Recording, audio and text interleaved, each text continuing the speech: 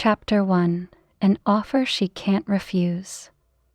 The sound of her heels against the polished marble floor echoed like a drumbeat in Olivia Kane's mind.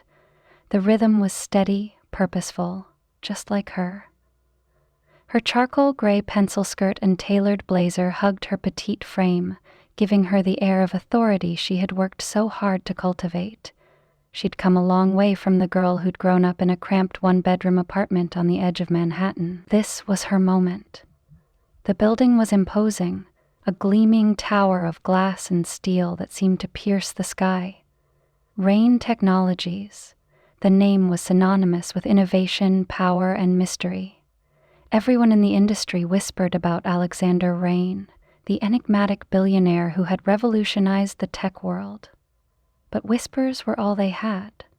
The man rarely appeared in public, and when he did, his presence sparked as much curiosity as it did awe. The job offer had come out of nowhere, an email from an exclusive headhunting firm Olivia had only dreamed of working with. Alexander Rain is interested in your services, was all it said. It was vague, cryptic even, but the allure of working for him was too great to resist. This wasn't just a step forward in her career, it was a leap into the stratosphere. When the elevator doors slid open on the penthouse floor, Olivia was greeted by a woman who seemed carved from marble herself. She was tall, with platinum blonde hair slicked into a severe bun and eyes that scrutinized Olivia like she was prey. "Ms. Kane," she said, her voice cool and detached. "This way." Olivia followed the woman through a long corridor lined with artwork that felt out of place in a tech mogul's headquarters. Ancient tapestries hung beside sleek, modern sculptures, the juxtaposition jarring and unsettling. By the time they reached the grand double doors at the end of the hall, Olivia's confidence had taken a hit. The woman opened the doors without knocking, gesturing for Olivia to enter. The office was massive, its floor-to-ceiling windows offering an unobstructed view of the city skyline.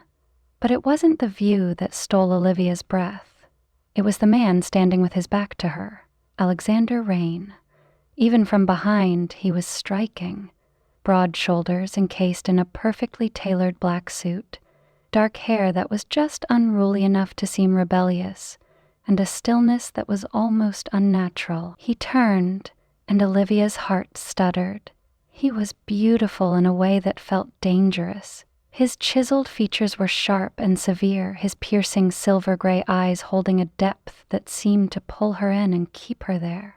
He didn't smile, but there was something in his gaze, a flicker of amusement, perhaps, or maybe something darker. "Miss Kane," he said, his voice smooth and low, as if he hadn't spoken in years but had perfected the art of it. "Thank you for coming." "I wasn't going to pass up the opportunity," Olivia replied, masking the unease that rippled through her. "It's not every day you get summoned by Alexander Rain himself." The corner of his mouth twitched, but it wasn't quite a smile. Summoned. An interesting choice of words. Olivia's cheeks flushed. "I didn't mean..." He waved a hand, dismissing her apology. "You're here because I need someone with your expertise. My company is on the verge of launching a project that will change everything, and I need someone to manage the narrative." "I'm honored you thought of me," she said, recovering quickly. "What exactly does the project entail?" His gaze sharpened, and for a moment, Olivia felt like she was being dissected. "All in good time," he said. "For now, I want to know if you're willing to take on the challenge.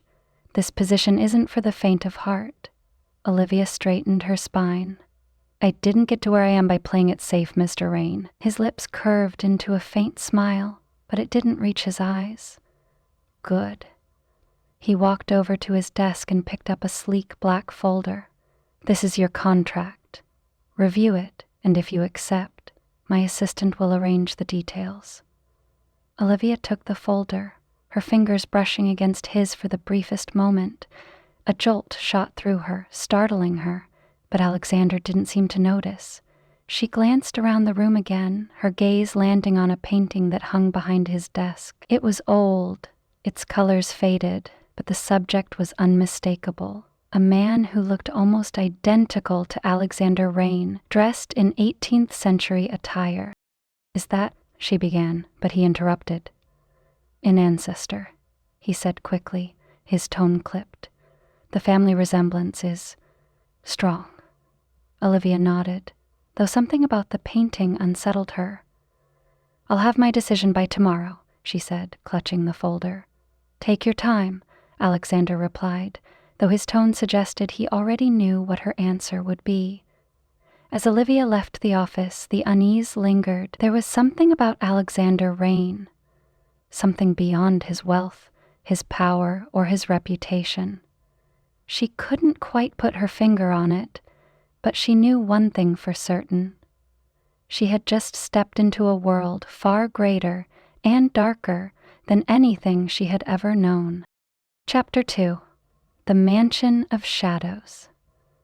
The ride to Alexander Rain's mansion was nothing short of surreal.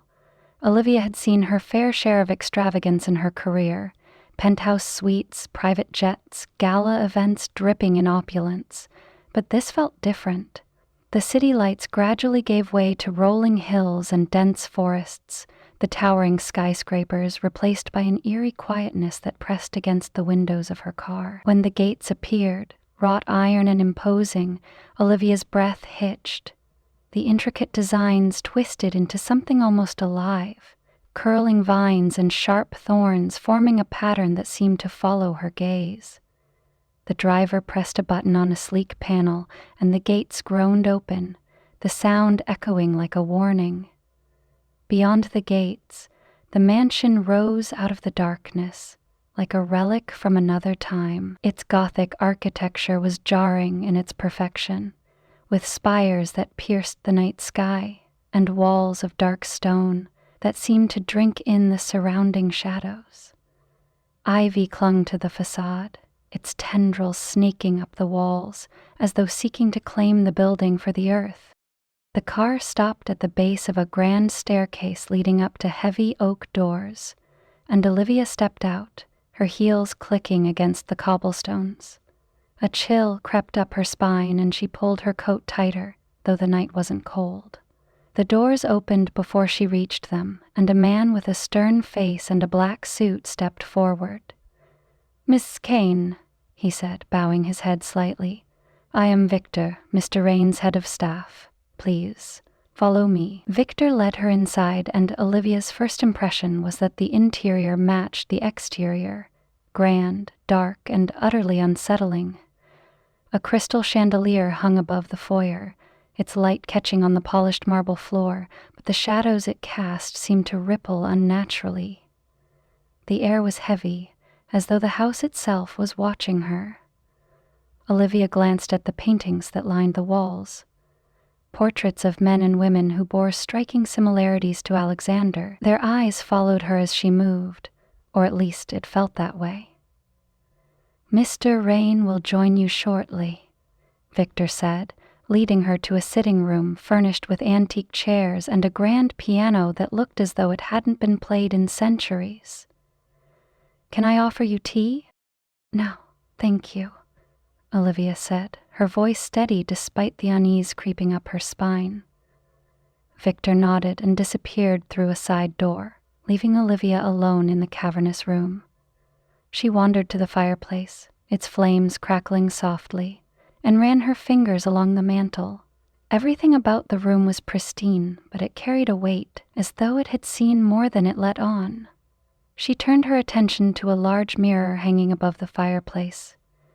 For a moment, she thought she saw movement in the glass, a flicker of a shadow that wasn't hers, but when she blinked, it was gone. A faint whisper tickled her ears, too soft to make out. Olivia turned quickly, but the room was empty. She frowned, shaking off the feeling. "Mrs. Kane!" a deep voice said from the doorway, and Olivia nearly jumped. Alexander stood there, as composed and enigmatic as ever, though the flicker of amusement in his eyes told her he'd noticed her reaction. He stepped into the room, his presence filling it effortlessly. "Apologies if the house feels overwhelming," he said, his tone smooth but carrying an edge that made Olivia wonder if he enjoyed her discomfort. "It's certainly unique," she replied, keeping her voice neutral. He smiled faintly and gestured for her to sit. "This house has been in my family for generations. It has character." "That's one way to put it," Olivia said, earning another faint smile. Their conversation turned to business, and Olivia found herself slipping into her usual rhythm, her nerves easing as they discussed strategies and goals, but the house refused to let her relax completely. A faint creak echoed from the hallway, followed by the distinct sound of footsteps. Alexander's expression didn't change, but he glanced toward the door for a brief moment before turning back to her. "Is someone else here?" Olivia asked. He hesitated, just for a fraction of a second, before answering. "The house is old. It has its quirks."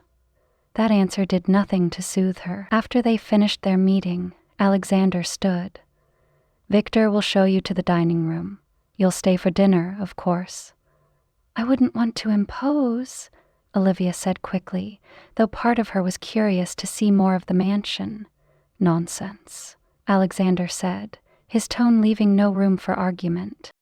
Victor appeared moments later to lead her down another dimly lit corridor.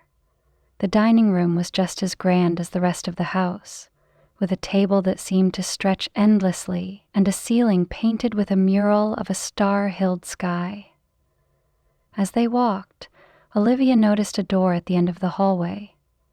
Unlike the others, which were ornately carved or polished to a shine, this one was plain and unassuming, almost out of place. "What's in there?" she asked, nodding toward it. Victor's face tightened. "That room is off limits, Miss Kane." "Why?" His voice grew colder.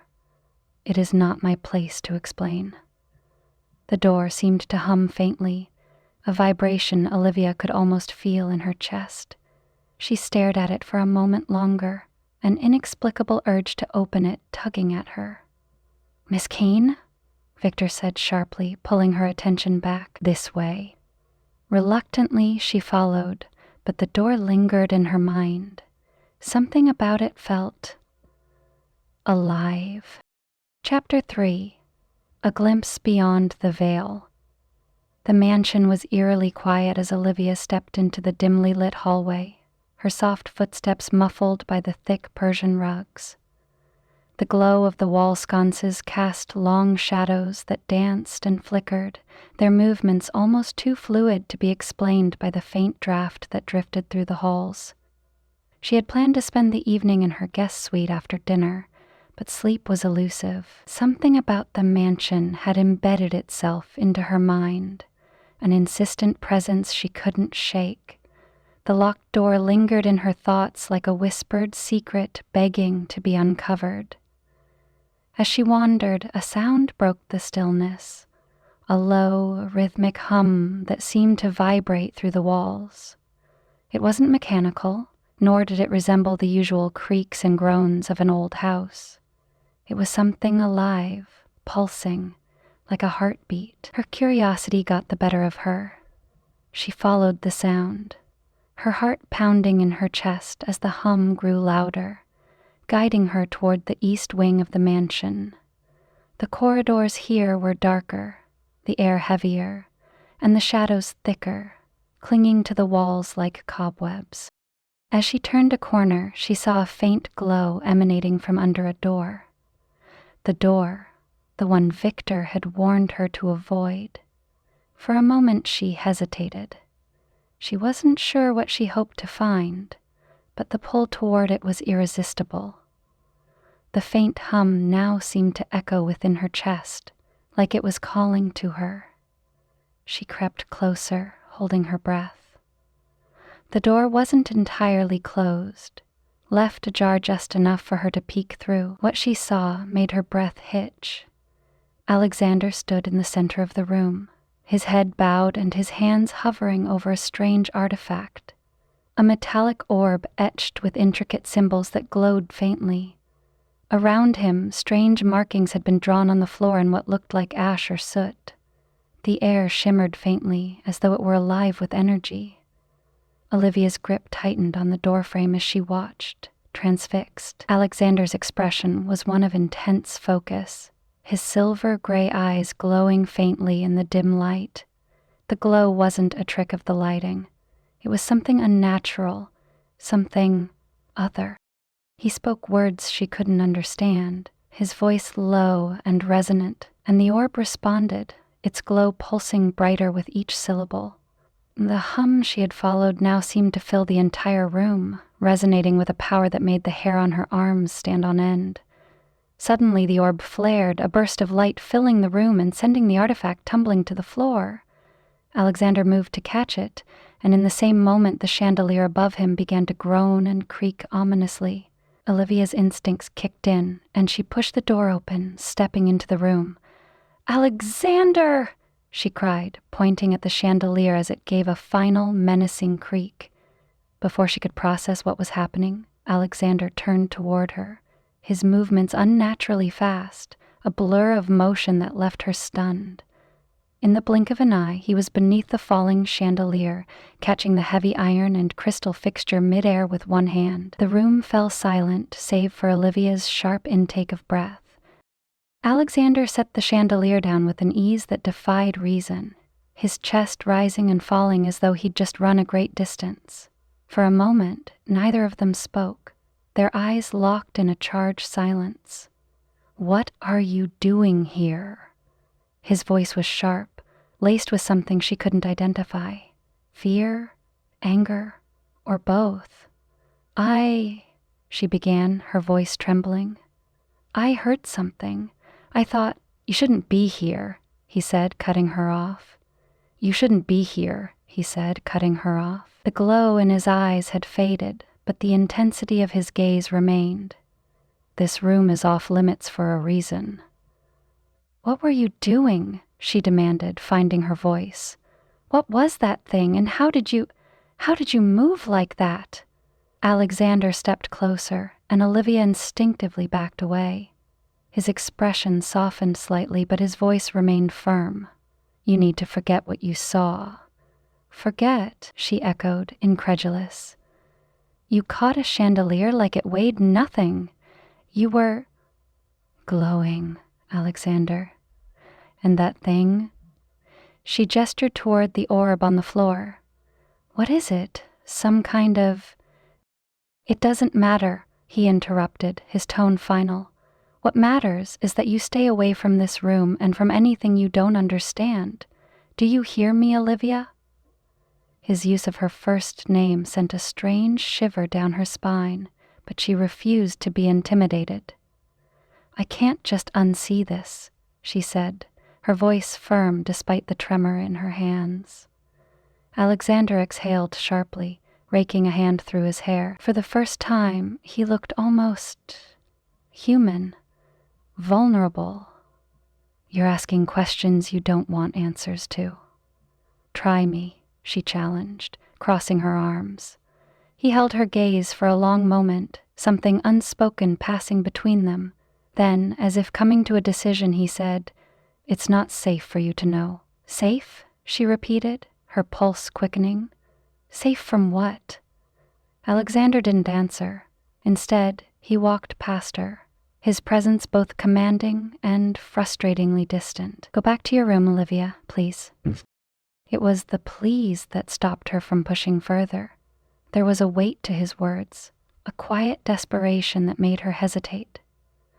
As he disappeared down the corridor, Olivia turned her attention back to the room. She picked up the orb carefully, but its glow had dimmed, leaving behind only a faint warmth. Her gaze shifted to the markings on the floor, but before she could make sense of them, the hum faded completely, leaving the room in heavy silence. Olivia stood in the center of the strange room for a moment, trying to steady her breathing. Her mind raced with questions she couldn't answer. What had she just seen? Alexander had caught the chandelier like it was nothing, like he wasn't even human. And the way his eyes had glowed. Her gaze drifted back to the markings on the floor, now faint and fading, as though whatever power had created them was retreating. The symbols were intricate, curling into spirals and sharp edges that seemed familiar, though she couldn't place why. She traced one with her finger, feeling a faint warmth beneath her touch. The orb sat on a nearby table, its glow completely extinguished now. Olivia hesitated before stepping toward it, her hand hovering just above its metallic surface. Whatever Alexander had been doing, it was tied to this object, and to whatever secrets he was hiding. A faint creak from the hallway snapped her out of her thoughts. She froze, her ears straining for any sound, but the corridor was silent again. With one last glance at the strange room, she slipped out, closing the door behind her as quietly as possible. Back in the safety of her guest suite, Olivia paced the floor, replaying the scene over and over in her mind. She had been drawn to Alexander's mystery from the beginning, but now she felt like she was standing at the edge of a chasm, staring into something far deeper and darker than she'd anticipated. She stopped pacing and turned to her desk, where her laptop sat open, its screen glowing faintly. If she couldn't sleep, she could at least channel her restless energy into research. Maybe there was a way to make sense of what she'd seen. Her fingers hovered over the keyboard as she considered what to search for. Alexander Rain-glowing eyes chandelier felt absurd, even to her. Instead, she typed ancient symbols ash floor ritual. The results were overwhelming. Pages of vague references to mysticism, ancient texts, and rituals from cultures across the world. She clicked through article after article, frustration mounting. None of it felt specific enough to explain what she'd witnessed. Sighing, she leaned back in her chair and let her eyes drift around the room. The ornate decor, so different from her minimalist apartment in the city, was both beautiful and stifling. Her gaze landed on a tall, dark bookshelf tucked into the corner. She walked over, drawn to its worn, leather-bound volumes. Most were dusty tomes on art, architecture, and philosophy, but one book stood out, a smaller journal bound in cracked brown leather, with no title or markings on its cover. Olivia pulled it free, her fingers brushing against its uneven surface. The book felt heavier than it should have, as though it carried more than just its physical weight. She opened it to the first page, where spidery handwriting greeted her. To the keeper of shadows, the price of eternity is solitude. Her heart quickened as she flipped through the pages. The entries were written in a mix of English and a language she didn't recognize. Sketches of symbols like the ones she'd seen on the floor appeared alongside fragmented passages about immortality, curses, and the cost of binding a soul to this plane. One entry in particular stopped her cold. Those who seek to break the chains must first endure the fire. The bloodline is the key. The bloodline must endure. Bloodline? Her stomach churned as her mind raced to connect the pieces. Could this have something to do with her? With why Alexander had chosen her for this job? The thought was absurd. She didn't even know her family's full history. Her parents had died young, and her childhood had been spent bouncing between foster homes. But the coincidence was too strong to ignore. She closed the journal, her fingers trembling. She had come to Rain Technologies for a job, an opportunity to advance her career. Instead, she had stumbled into something far beyond her understanding, something that defied logic and reason, and Alexander Rain was at the center of it all. The faint hum from earlier seemed to echo in her memory, and with it came a growing sense of unease. Whatever Alexander was hiding, it was powerful and dangerous. Olivia placed the journal back on the shelf, her pulse pounding in her ears. She couldn't shake the feeling that her discovery had set something in motion, something she couldn't yet comprehend. As she lay in bed that night, staring at the ornate ceiling, the events of the evening replayed in her mind. She could still see Alexander's glowing eyes, feel the weight of his cryptic warning. "Stay away from this room," he had said, but it was too late. The door had been opened, both literally and figuratively, and Olivia couldn't walk away now.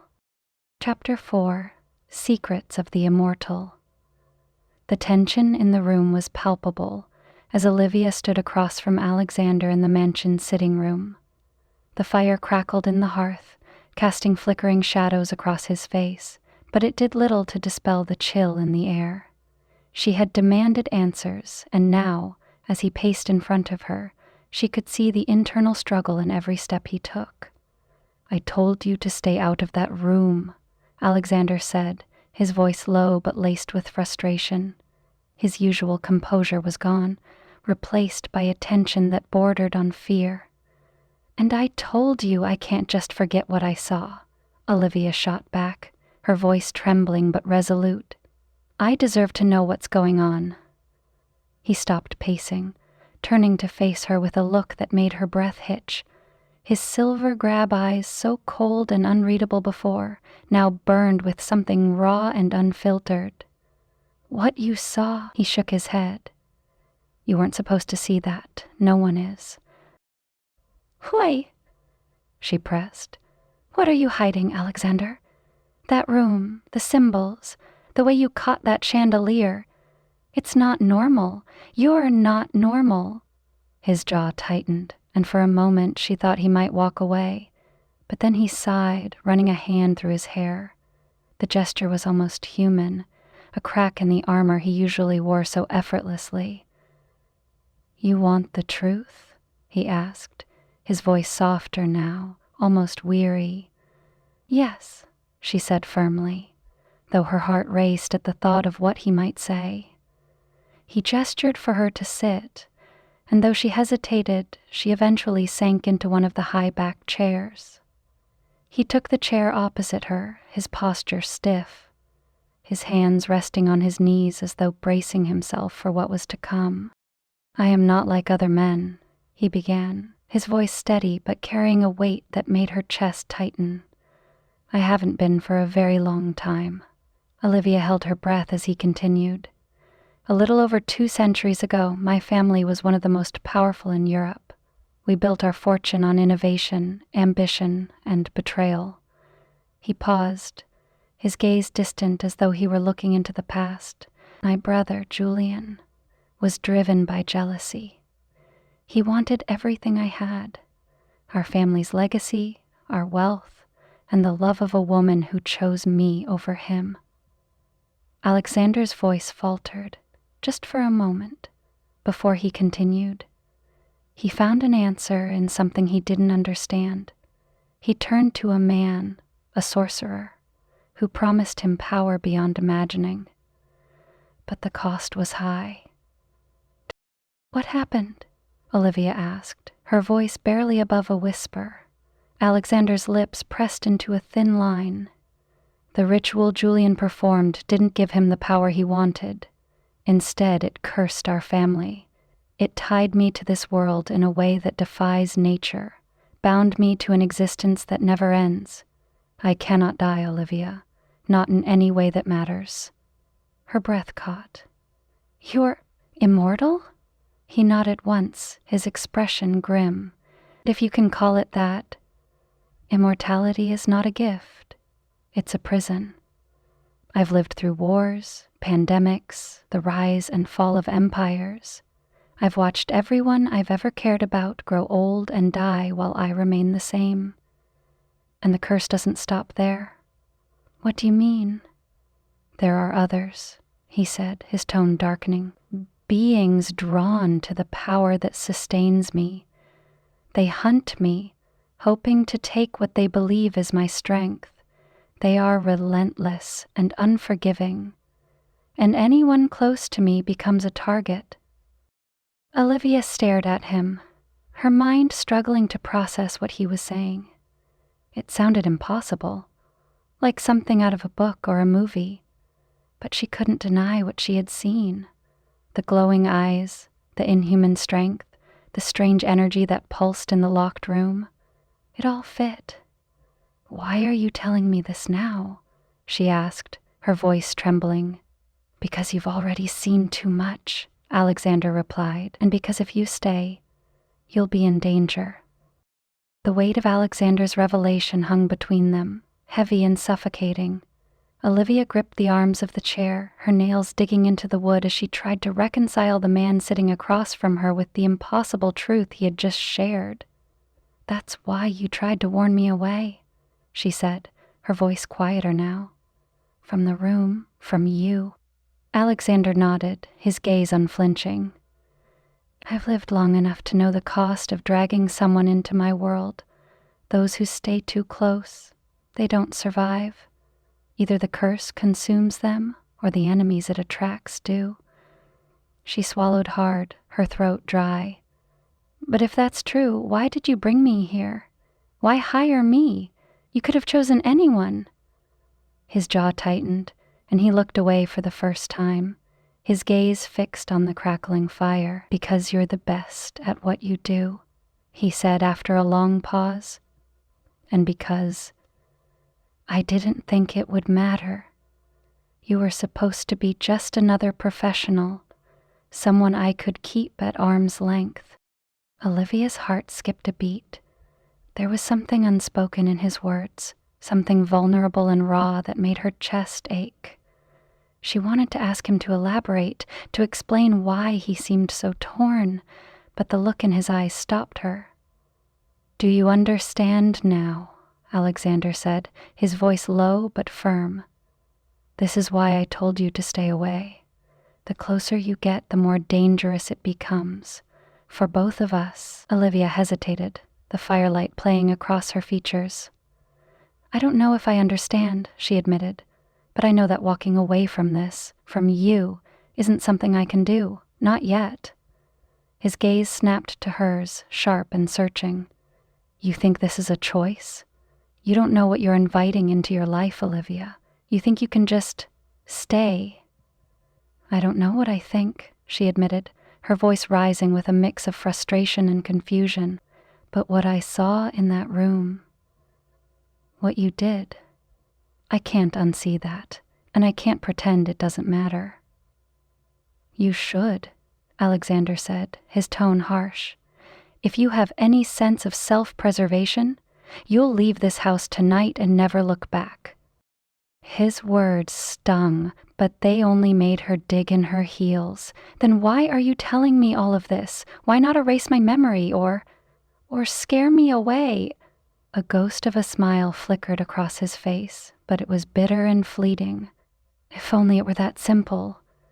The silence stretched between them, thick with unspoken truths. Olivia's mind churned, questions piling up faster than she could process them. But amidst the chaos, one thought stood out, sharp and undeniable. "What if I don't want to leave?" she asked softly.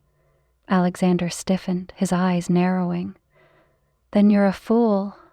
"Maybe," she said, standing up and crossing her arms. "But I think you're afraid of something else.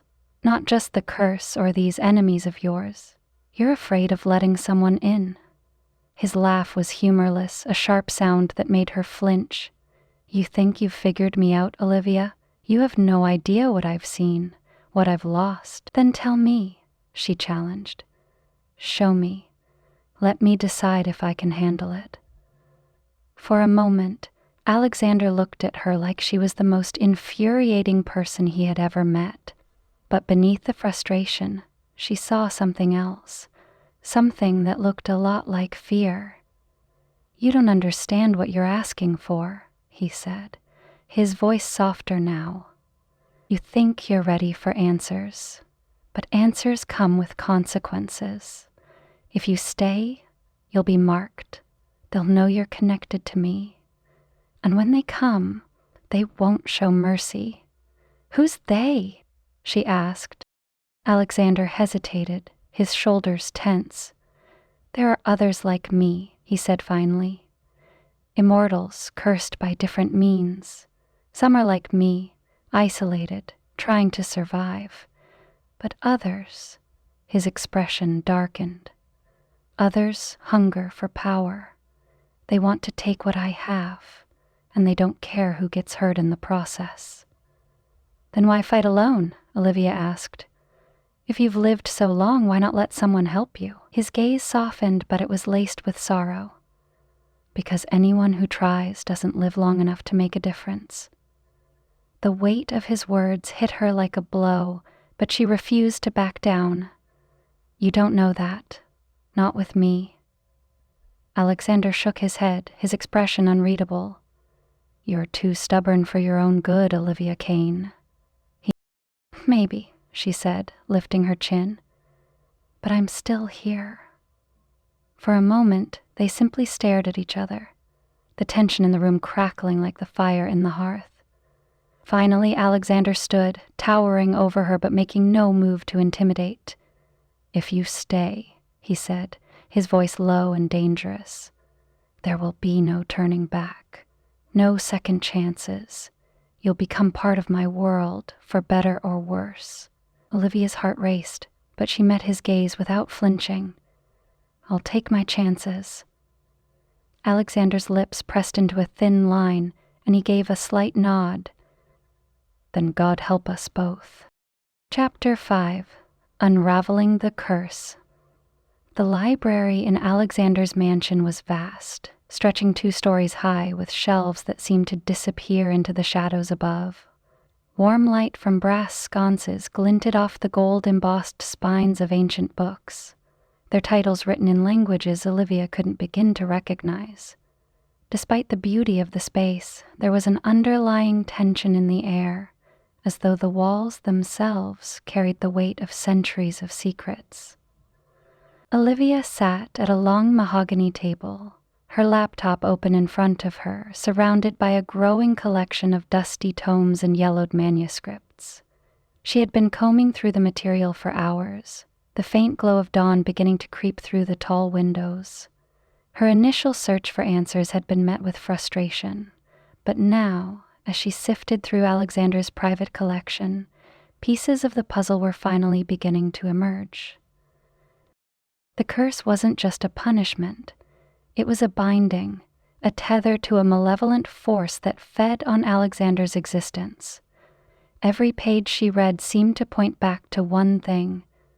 The curse was sustained by something, or someone, connected to him by blood. But whose blood? She flipped through a thick, leather-bound book, her fingers pausing on a passage written in spidery handwriting.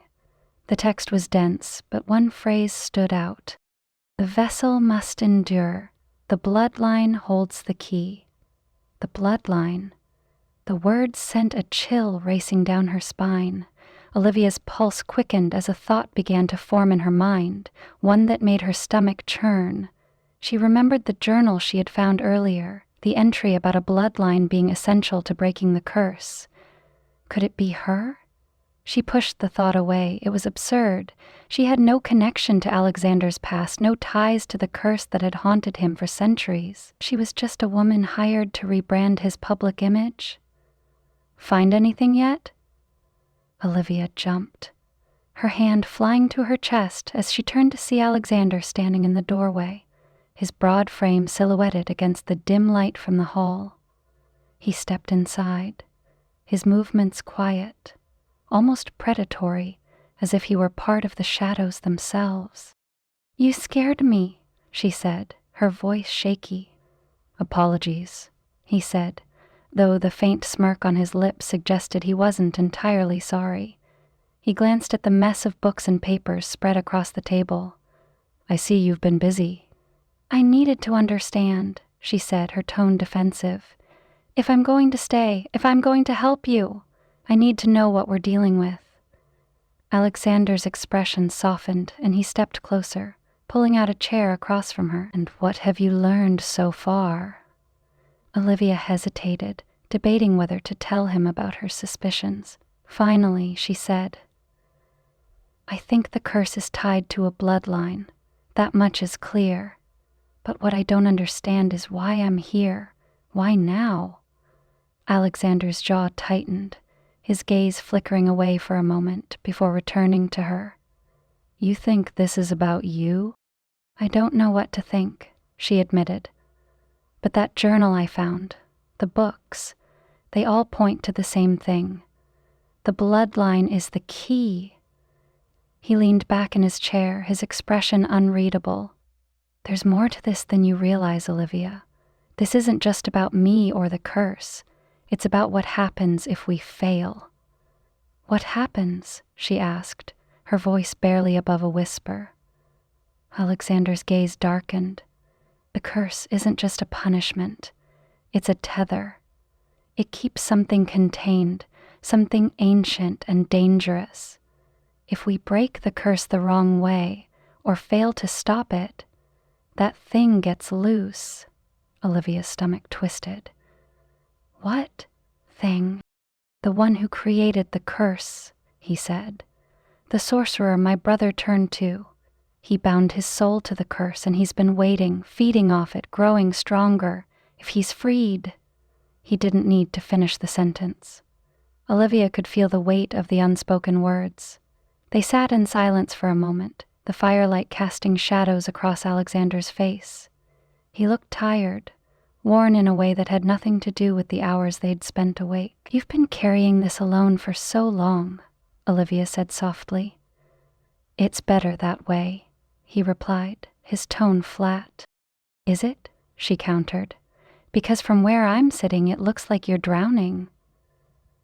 Alexander's lips quirked upward in a faint, almost bitter smile. "And you think you're the lifeboat?" She didn't flinch at his words. "I think maybe you don't have to do this alone anymore." For a moment he said nothing, his gaze locked on hers. There was something unspoken in his eyes, a vulnerability he rarely let show. Then he stood, breaking the moment. "Be careful with what you find in those books," he said, his tone softer now. "The truth can be unforgiving." Before she could respond, he turned and walked out of the room, leaving Olivia alone with her thoughts and the lingering heat of his presence. As she turned back to the books, her resolve hardened. Whatever the truth was, whatever danger it brought, she wasn't going to back down. The mansion was quiet again, the kind of stillness that felt unnatural, as if the house itself were holding its breath. Olivia's eyes scanned the journal on the table, her fingers brushing over the old brittle pages. The phrase, "The bloodline holds the key," repeated in her mind, a haunting refrain she couldn't ignore. Something about it felt too personal, too pointed, and the thought gnawed at her. She closed the journal, leaning back in her chair with a sigh. Exhaustion was beginning to creep in, but her mind refused to rest. Instead, it churned over the fragments of information she had pieced together.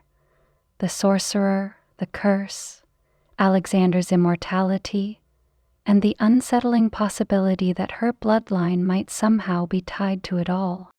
Her gaze wandered to the ornate windows. The first hints of dawn painted the sky in soft shades of orange and pink, and for a moment, the beauty outside was a stark contrast to the darkness she felt creeping into her life. Then she heard the footsteps. They were faint at first, slow and deliberate, but they echoed in the vast silence of the house. Olivia's heart leapt as she turned toward the door, half expecting to see Alexander again. But as the steps grew louder, a chill slid down her spine. These weren't Alexander's footsteps. She stood, her breath catching as a shadow moved just beyond the threshold of the library. "Hello?" she called, her voice trembling despite her effort to sound confident. The shadow stilled, and for a moment she thought she'd imagined it. But then a figure stepped into the room, and Olivia's blood ran cold. The man was tall and imposing, his features sharp and angular, his black coat billowing slightly as he moved.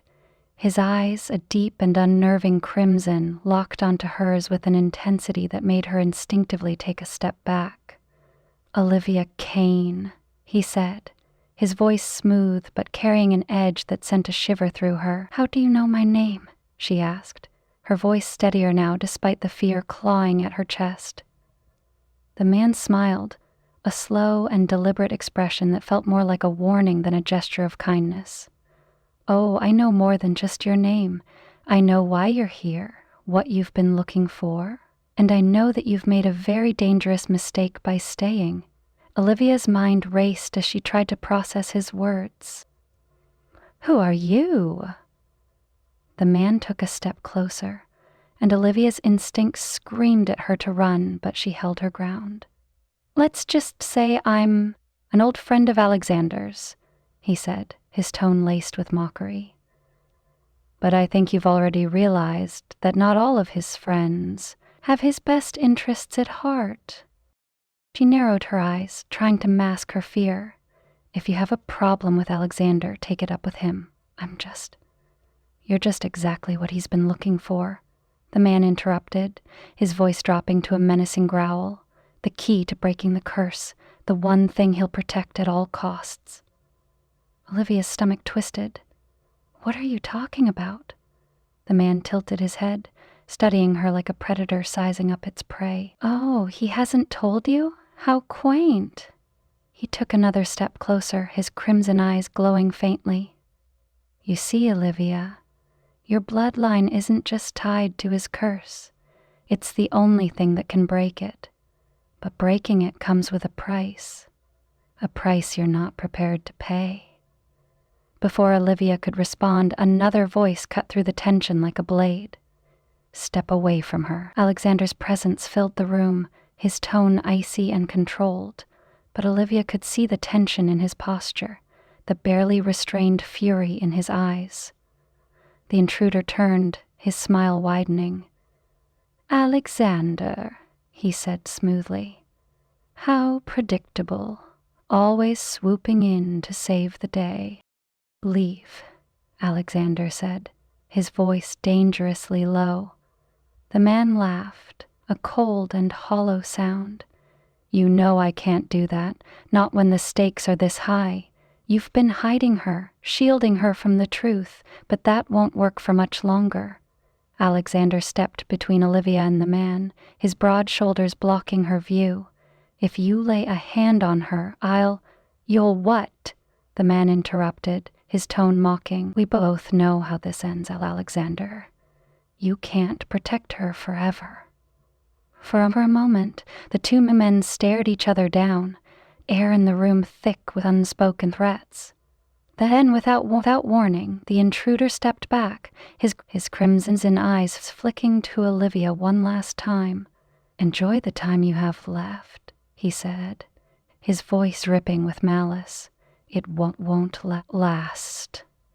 In the blink of an eye, he was gone, vanishing into the shadows as if he'd never been there at all. Olivia's breath came in short, sharp gasps as she turned to Alexander. "Who was that?" she demanded. Alexander didn't answer right away. His gaze lingered on the doorway, his jaw tight and his hands clenched into fists. "Alexander," she said, stepping closer. "Who was he? And what did he mean about my bloodline?" Finally, he turned to her, his expression grim. "His name is Dorian," he said. "He's one of the others, like me. One of the ones who would do anything to claim the curse for themselves."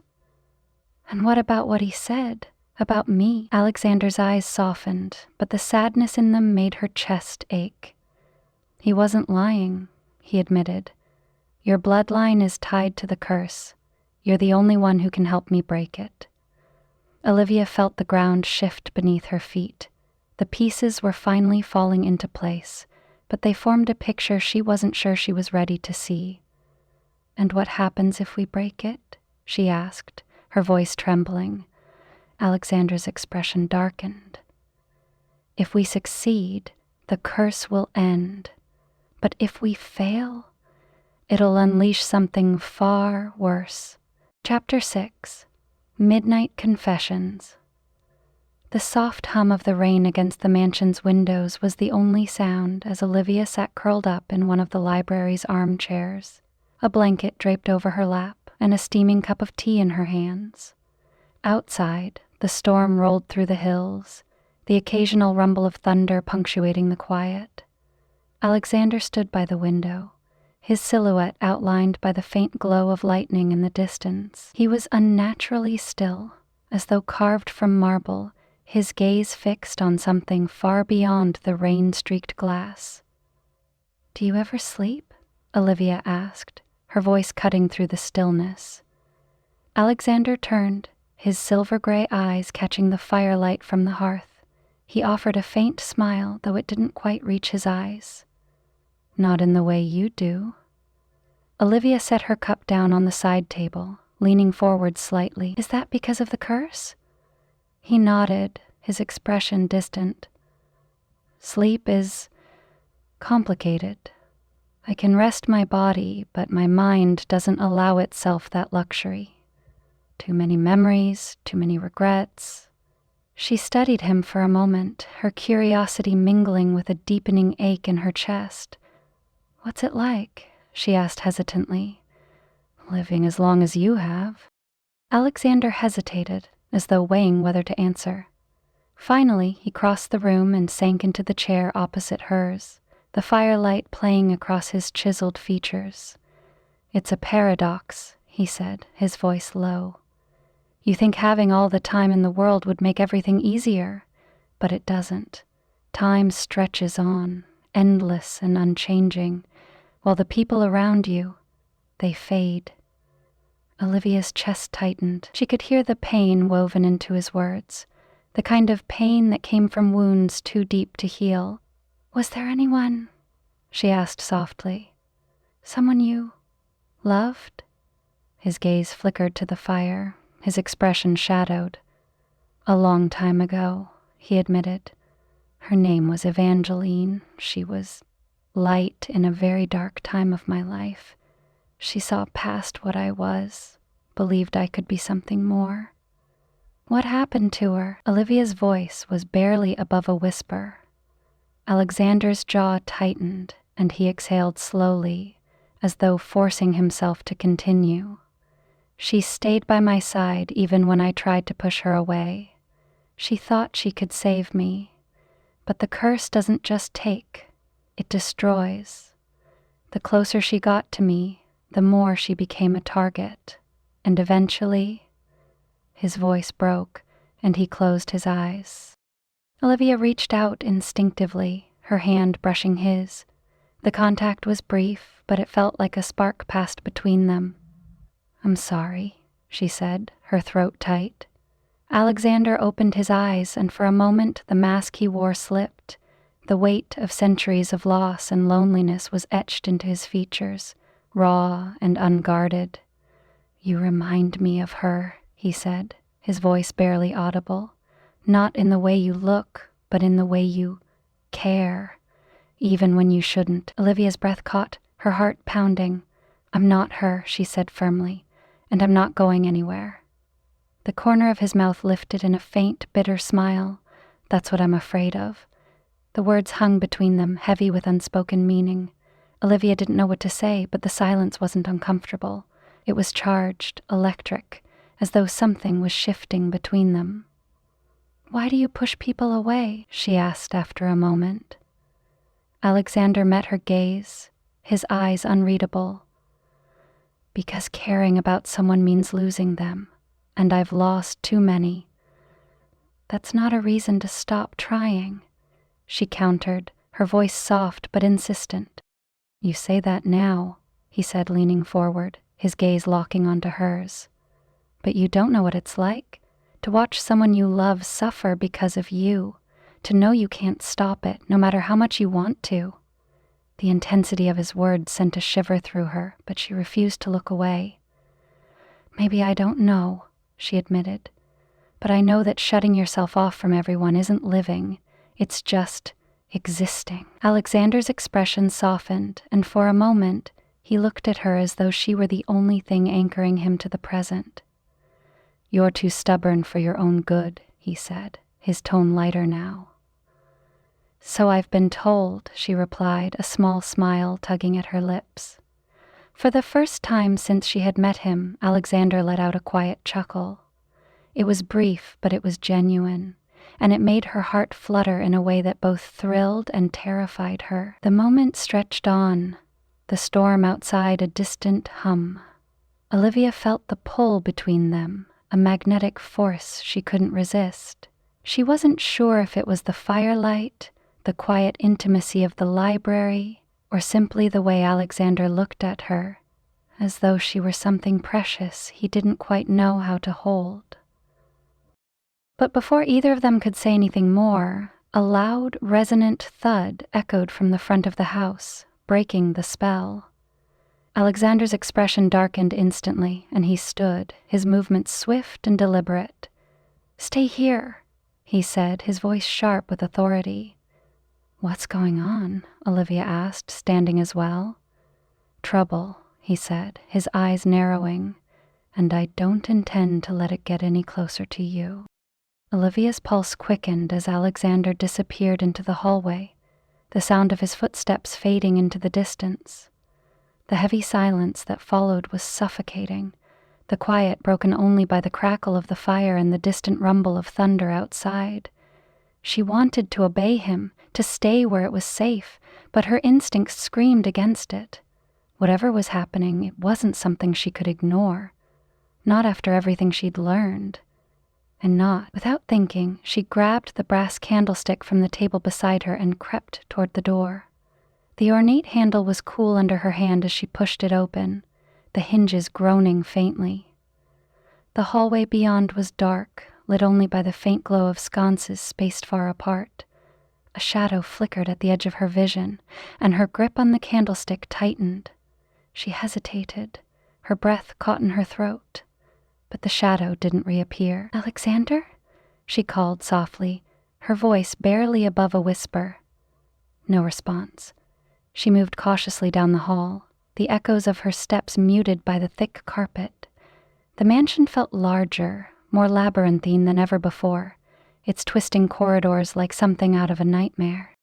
Then she heard it, a faint, guttural growl that sent a shiver racing down her spine. It was low and animalistic, unlike anything she'd ever heard, and it was close. Her grip on the candlestick tightened as she turned a corner and froze.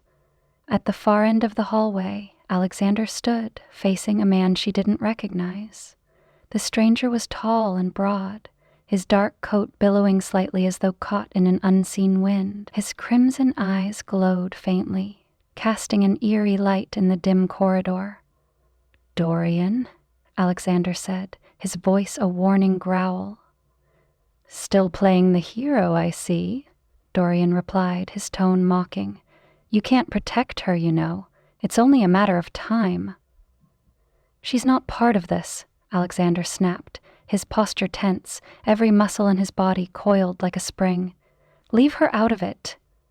Dorian chuckled, the sound cold and humorless.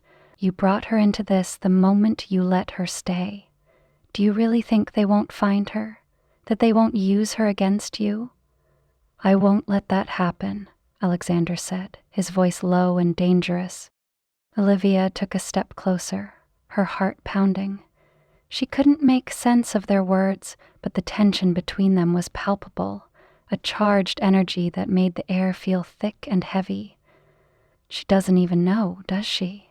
Dorian continued, his gaze shifting to Olivia. His eyes gleamed with cruel amusement. "Poor thing, caught in a web she can't even see." "Don't," Alexander said sharply, stepping into Dorian's line of sight and blocking his view of Olivia. "Your quarrel is with me. Leave her out of it." Dorian smirked, but there was a flash of something darker in his expression. "Fine," he said, taking a step back. "For now. But you know how this ends, Alexander. You can't run forever, and she can't hide." Before Alexander could respond, Dorian turned and vanished into the shadows, his form dissolving like smoke. The silence that followed was deafening. Olivia's hands trembled as she lowered the candlestick, her breath coming in short, shallow gasps. "Olivia?" Alexander said, his voice low and urgent as he turned toward her. "What was that?" she demanded, her voice shaking. Who was he, and what did he mean about me? Alexander's expression was grim as he approached her, his gaze softening as he reached out to steady her trembling hands. "That was Dorian," he said quietly. "One of the others like me." "Others?" Her voice rose slightly, the fear and frustration bubbling to the surface. "You mean there are more of you?" "Yes," he admitted, his tone heavy with regret. "Not all of them are cursed in the same way I am, but they're just as dangerous. Dorian has been hunting me for decades, trying to claim the curse for himself." "And what about what he said? About me?" Alexander hesitated, his jaw tightening. "Your bloodline is tied to the curse," he said finally. "You're the key to breaking it, Olivia. That makes you a target." Her stomach twisted, the weight of his words sinking in. "So he's after me now too?" "I won't let him get to you," Alexander said, his voice firm. "I swear to you, Olivia, I'll protect you." She looked up at him, her chest tight with a mix of fear and something else, something warmer, deeper. Despite everything, she believed him. There was a conviction in his voice, an unwavering determination that left no room for doubt. But the closeness between them, the intensity in his eyes, made her heart race for reasons that had nothing to do with fear. She could feel the pull again, the magnetic force that drew her to him despite the danger. "You can't do this alone," she said softly. "Not anymore." For a moment, Alexander's expression softened, and she saw a flicker of vulnerability in his gaze. Then he stepped back, his walls rising once more. "I've been doing it alone for centuries," he said, his voice colder now. "And I'll do it again if I have to." Olivia's chest tightened, but she refused to back down. "You don't have to, Alexander. Let me help you." He didn't respond, but the tension in his shoulders betrayed the conflict raging within him. Before either of them could say more, a distant sound echoed through the house, a faint but unmistakable crash that made Alexander's head snap toward the source. "They're not done yet," he muttered under his breath. He turned to Olivia, his eyes burning with urgency. "Stay here. Lock the doors. Don't open them for anyone but me." "Alexander, please," he said, his voice softer now. "I can't lose you, Olivia." And then he was gone, vanishing into the shadows like a ghost. Olivia stood frozen, the weight of his words lingering in the air. She wasn't sure what terrified her more, the danger they were facing or the way her heart seemed to ache at the thought of losing him. Chapter 7. The Rival's Warning. The rain had stopped sometime during the night, leaving the mansion cloaked in a heavy, oppressive silence.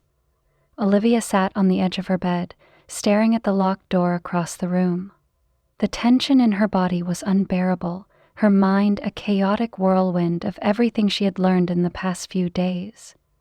Her bloodline was the key to breaking Alexander's curse. That truth was both staggering and terrifying.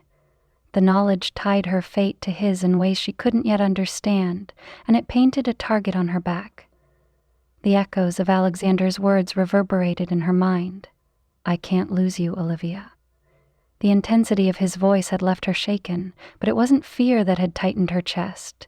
It was something deeper, something unspoken between them. A knock at her door startled her from her thoughts. "Alexander?" she called, rising to her feet. There was no response. Her hand hovered over the doorknob as unease curled in her stomach. "Is that you?" Still nothing.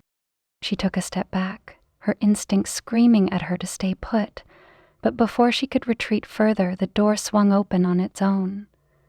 The shadows in the hallway stretched unnaturally, as though alive, and a figure emerged from the darkness. It wasn't Alexander. The man was tall and imposing, his pale skin almost luminous in the dim light. His crimson eyes glowed faintly, a stark contrast to the sharp predatory smile that curved his lips. "Olivia Kane," he said, his voice smooth and almost pleasant, as if they were old acquaintances meeting under better circumstances. We finally meet. Her heart thundered in her chest as she stumbled back. Who are you? How did you get in here? The man chuckled, the sound low and chilling. Oh, I've always been here, watching, waiting. You've been quite the mystery, you know. Alexander's new obsession. The way he said Alexander's name sent a shiver racing down her spine. There was venom in it, a seething hatred barely concealed beneath the surface. Who are you? She demanded again, her voice stronger this time. He stepped into the room, closing the door behind him with a deliberate slowness that made her stomach twist. Forgive my rudeness, he said, inclining his head slightly, though the gesture was anything but sincere. I'm Dorian, an old friend of Alexander's. Olivia's breath caught. The name was familiar, spoken in anger and warning by Alexander. This was the rival he had tried so hard to protect her from. You need to leave, she said, her voice trembling despite her best efforts. Dorian's smile widened, his crimson eyes gleaming. Oh, I don't think so, not until we've had a little chat. She backed away, her pulse pounding in her ears. If you're here to hurt Alexander, Dorian interrupted, his tone mocking. Always so noble, so self-sacrificing. It's exhausting, really. But this isn't about him. It's about you. Huh? Me? Olivia's voice faltered, confusion and fear warring within her. You're the key, Dorian said, his expression turning predatory. The missing piece to a puzzle I've been trying to solve for centuries. Your bloodline holds the power to break his curse and to transfer it, she echoed, her stomach twisting. Yes, he said, his voice almost reverent. You see, Alexander has squandered the gift he's been given, wasting centuries on regret and solitude. But me, I would use it, control it, wield it. Olivia's back hit the wall, and she swallowed hard, her mind racing. I won't help you, she said, her voice shaking but defiant. Dorian tilted his head, studying her with unnerving intensity. Oh, I think you will, he said softly. You see, it's not about whether you want to help me. It's about whether you have a choice. Olivia's back pressed against the cold wall as Dorian took another step closer. His presence was overwhelming, filling the room like a suffocating fog. What do you mean, I don't have a choice? She asked, her voice trembling despite her attempt to sound defiant. Dorian's smile was predatory, his crimson eyes gleaming with amusement. Your bloodline is already bound to the curse, Olivia. You're part of it whether you like it or not. The question is how you'll choose to use it. I won't help you, she spat, her fear slowly morphing into anger. I don't care what you think my blood can do. I won't let you hurt Alexander. At that, Dorian's expression hardened, his smile fading into something colder. Hurt him? Oh no, my dear. I intend to destroy him. And you. He reached out, his hand moving faster than her eyes could follow, pinning her wrist against the wall with a grip that made her gasp. You're going to help me do it. Pain flared in her arm, but Olivia refused to cry out. Alexander will stop you, she said, glaring up at him. Dorian laughed, a hollow, chilling sound. Alexander can't even protect himself. Do you really think he can protect you? Before she could respond, a deafening crash echoed from the hallway, followed by a gust of wind that snuffed out the dim light in the room. The air grew colder, heavier, as if the house itself was reacting to the confrontation. The door burst open and Alexander strode in, his silver-gray eyes blazing with fury.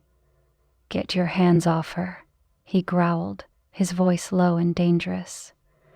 Dorian didn't release Olivia immediately. Instead, he turned his head slightly, his lips curving into a taunting smile. "Ha, there you are. I was wondering how long it would take you."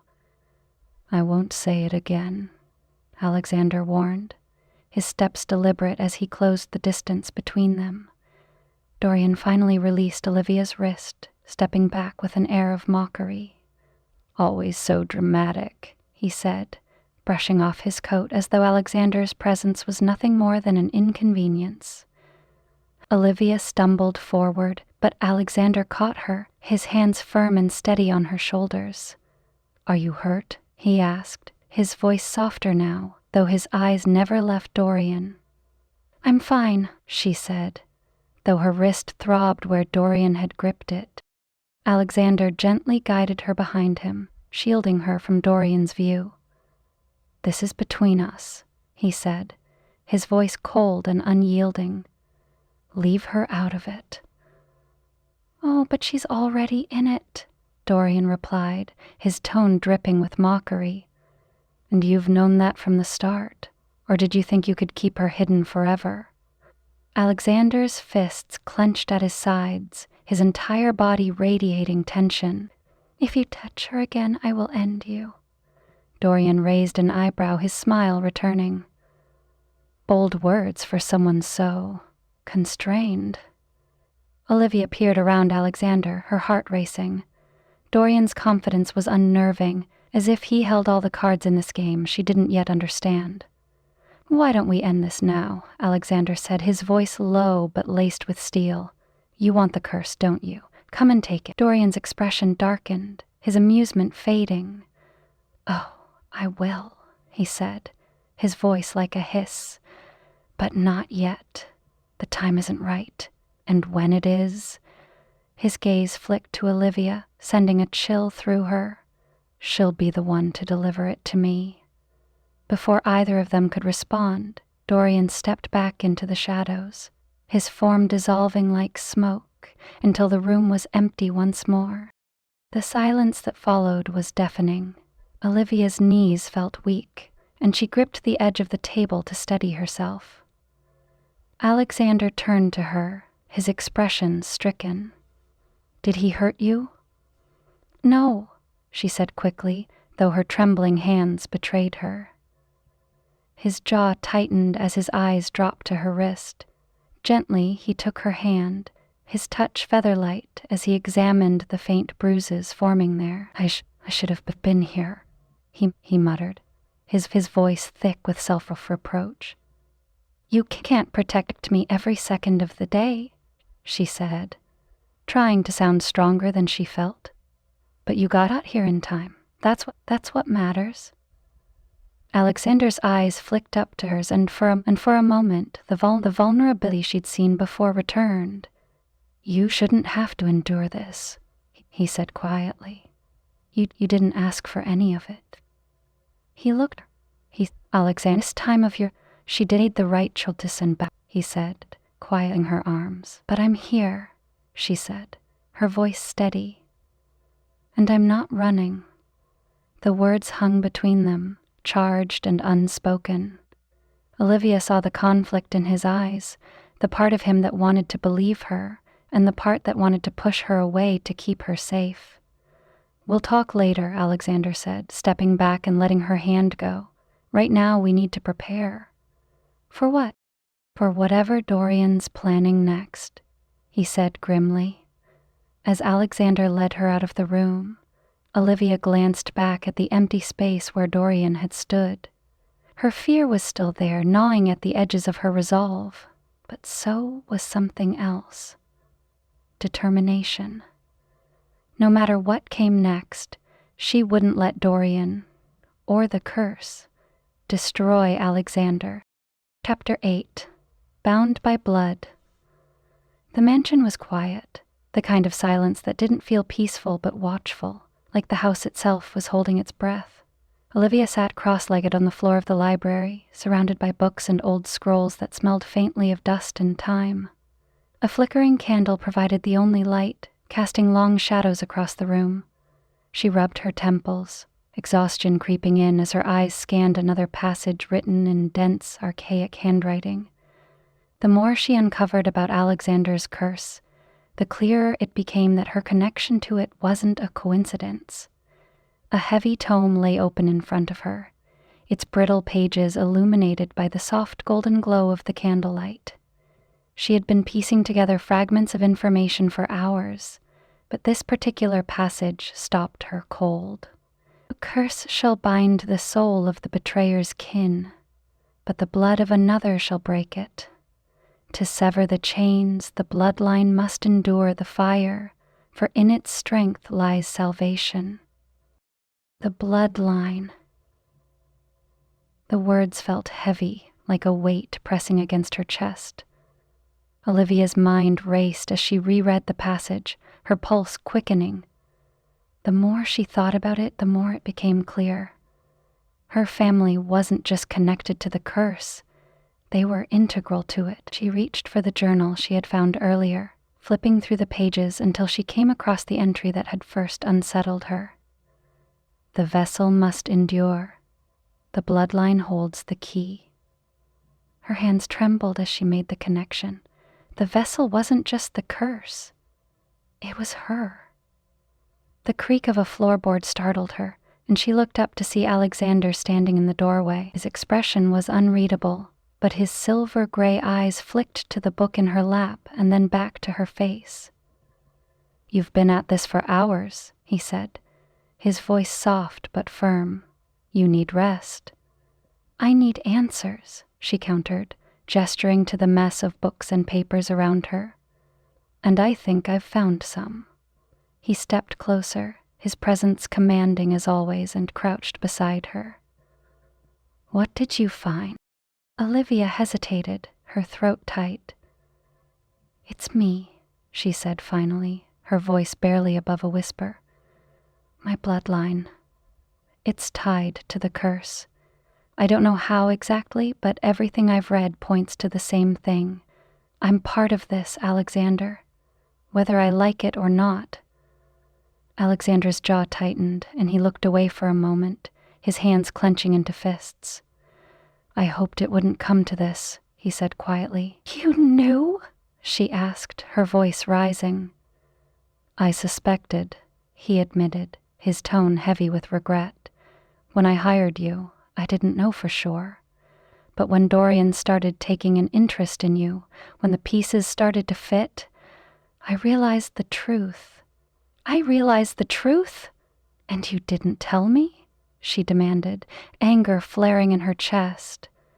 "I didn't want to drag you into this," he said, his voice sharp but not unkind. "You deserve a life free from this madness, Olivia. I thought I could protect you by keeping you in the dark." "Well, that plan didn't work, did it?" she snapped, rising to her feet. Alexander followed suit, his gaze steady but filled with something that looked like guilt. "I never wanted this for you," he said.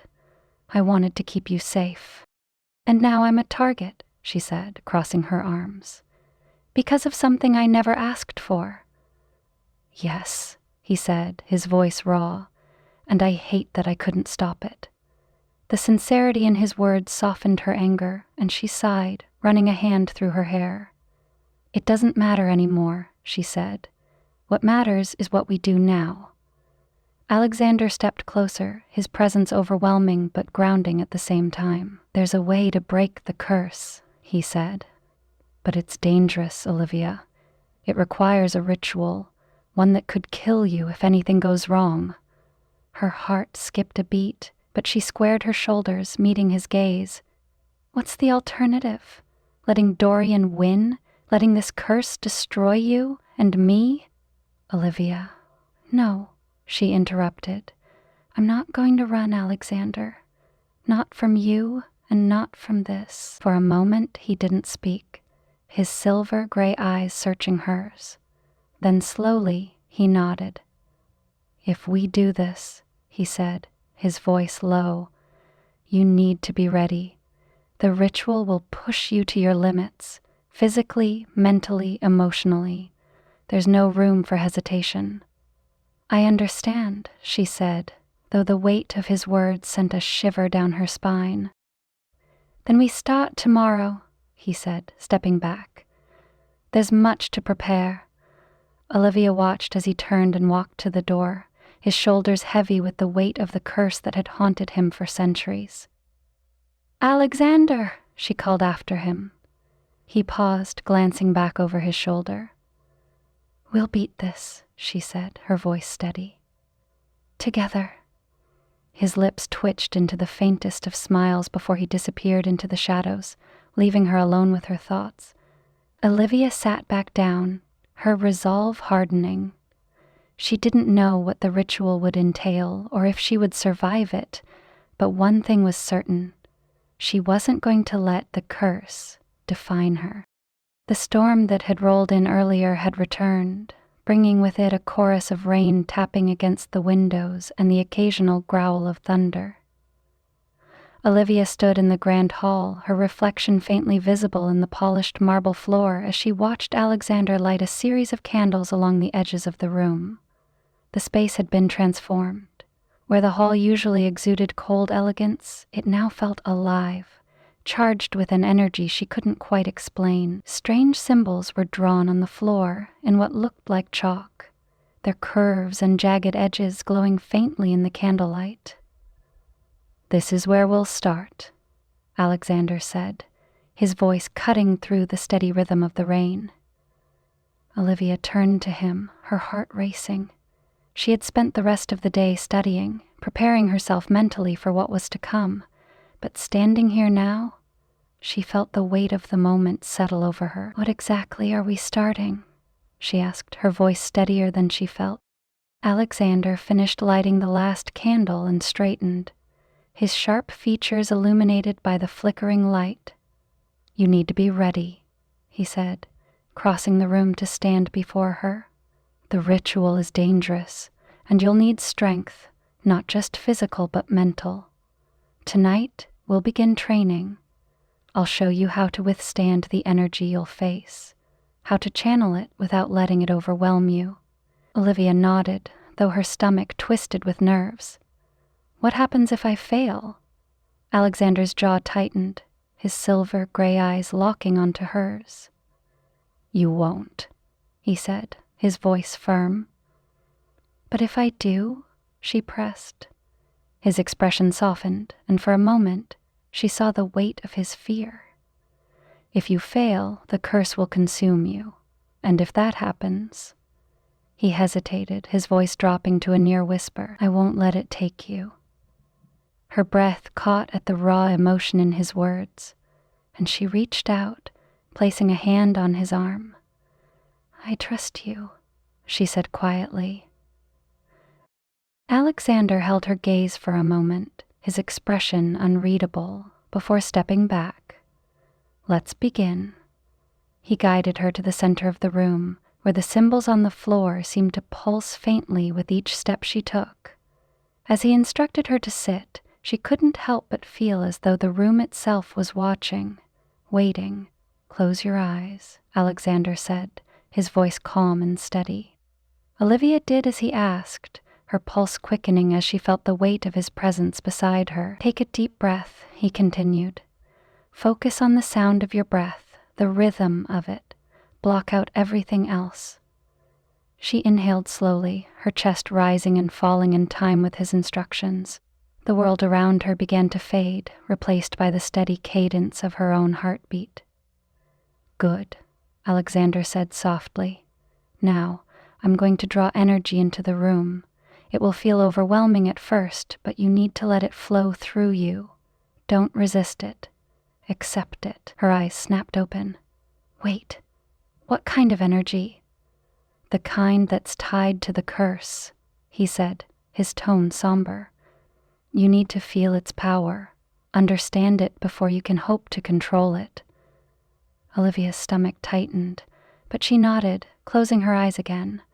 "I'm ready." A moment later, she felt it, a ripple in the air, faint at first but growing stronger with each passing second. The energy was unlike anything she had ever experienced, a mix of heat and cold that seemed to sink into her skin, wrapping around her like an invisible current. Her chest tightened, her breath hitching as the energy grew more intense, pressing against her like a physical weight. "Breathe," Alexander said, his voice a lifeline in the chaos. Focus on my voice. Let it flow through you.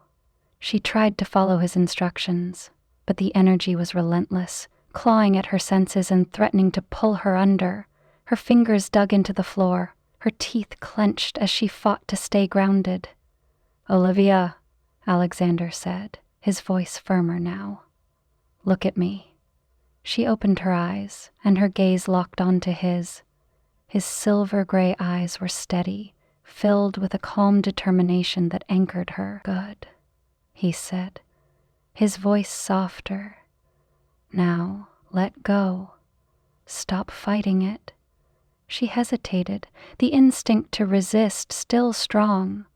But then she exhaled and released her grip on the fear that had been holding her back. The energy shifted, flowing through her instead of against her. It was overwhelming, yes, but it wasn't unbearable. It was like standing in the middle of a storm and realizing you wouldn't be swept away. When the energy finally receded, Olivia collapsed forward, her breath coming in sharp gasps. Alexander was there in an instant, his hand steadying her as she tried to sit up. You did well, he said, his voice filled with quiet pride. I feel like I just ran a marathon, she muttered, leaning against him as her strength slowly returned.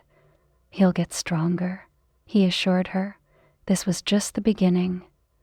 As she rested against him, her thoughts drifted to the passage she had read earlier, the one about the bloodline holding both salvation and destruction. What happens if I'm not strong enough? She asked quietly. Alexander didn't answer right away, and when he finally spoke, his voice was filled with a vulnerability she hadn't heard before. If you're not strong enough, I'll make sure you never have to face the consequences. The weight of his words settled over her, but instead of fear, it gave her resolve. She wouldn't fail, not for herself and not for him. Chapter 9. The Seduction of Power. The rain had stopped, leaving the night still and heavy with the scent of damp earth.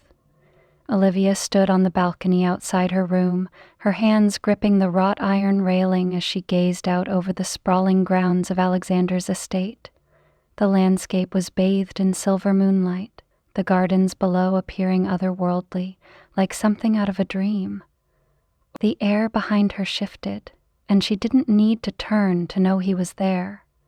Alexander's presence was a force she was becoming attuned to, a quiet hum that seemed to resonate in her chest whenever he was near.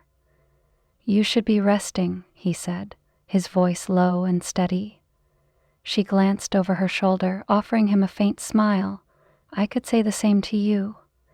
He stepped onto the balcony, his movements fluid and silent, the faint glow of the moonlight caught in his silver-gray eyes, making them seem almost luminescent.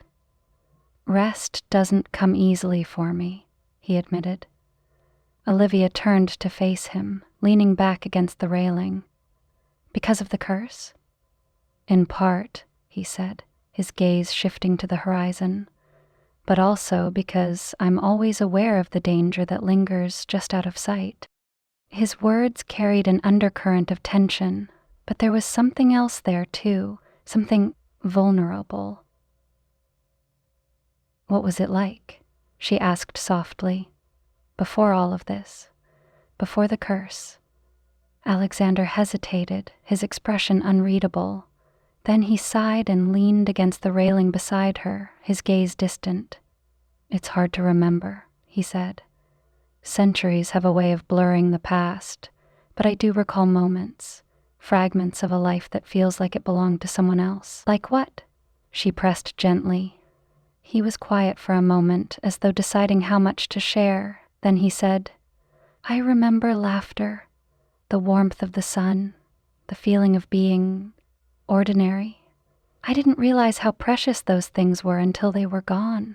Olivia's chest tightened. She couldn't imagine what it must have been like to lose not just people, but an entire way of being. Do you miss it every day?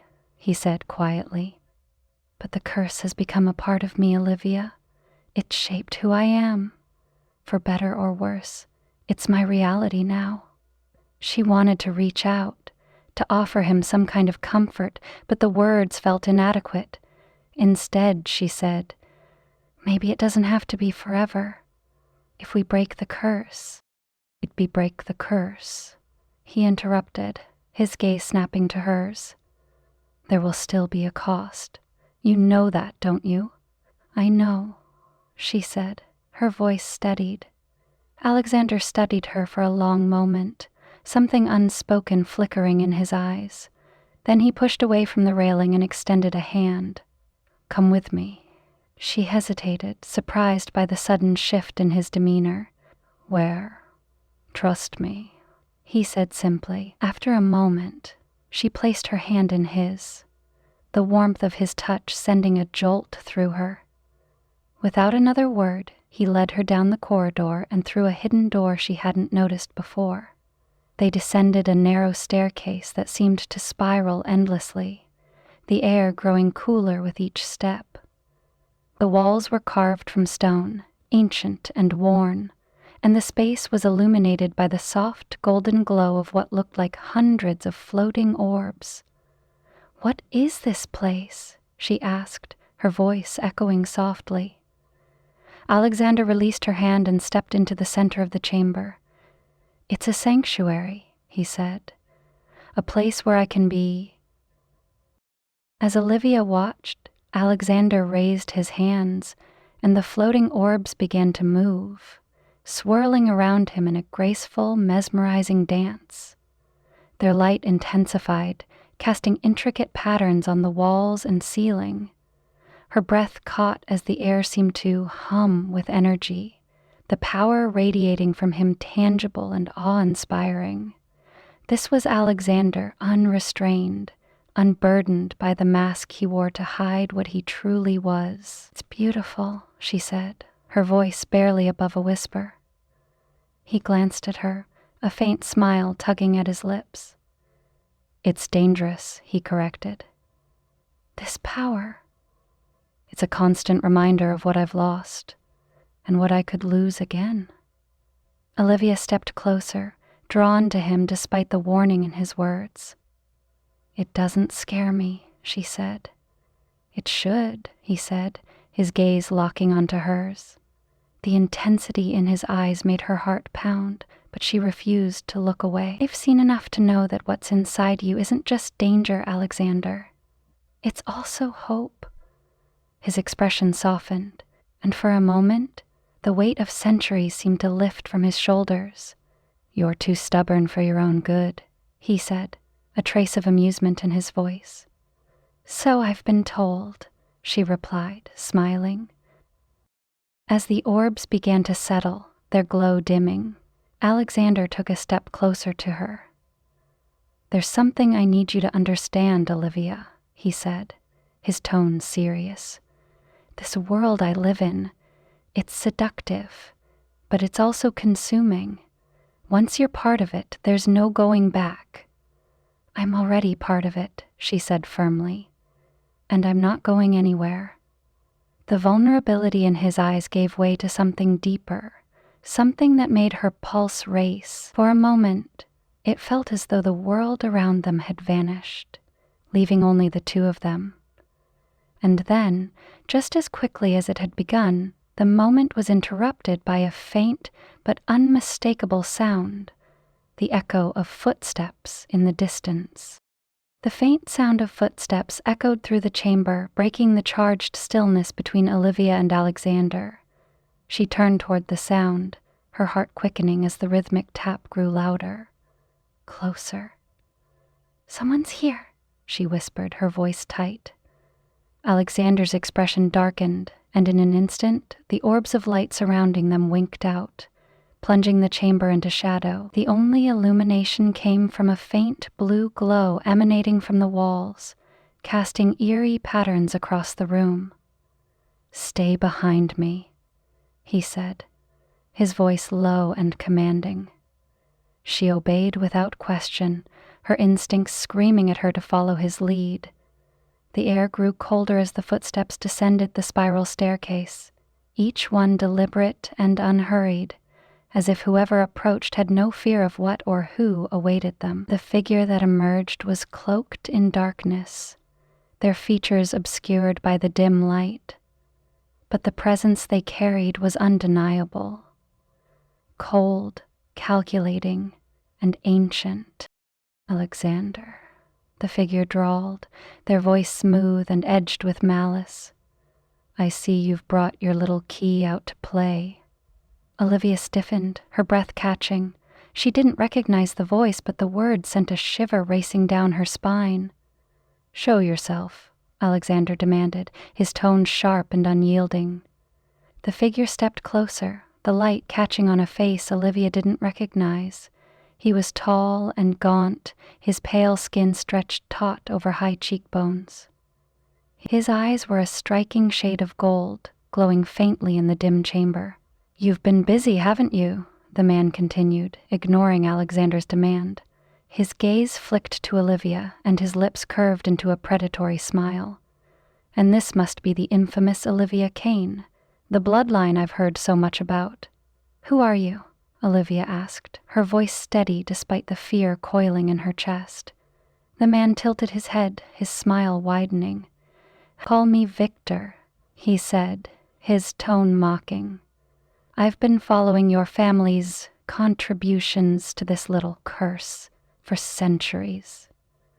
Leave her out of this, Alexander said, his body tense, ready to strike. Victor's laugh was cold, echoing through the chamber like shards of glass. Oh, Alexander, you should know by now that she is this. You can't separate her from it any more than you can separate yourself. What do you want? Olivia asked, stepping forward despite Alexander's warning glare.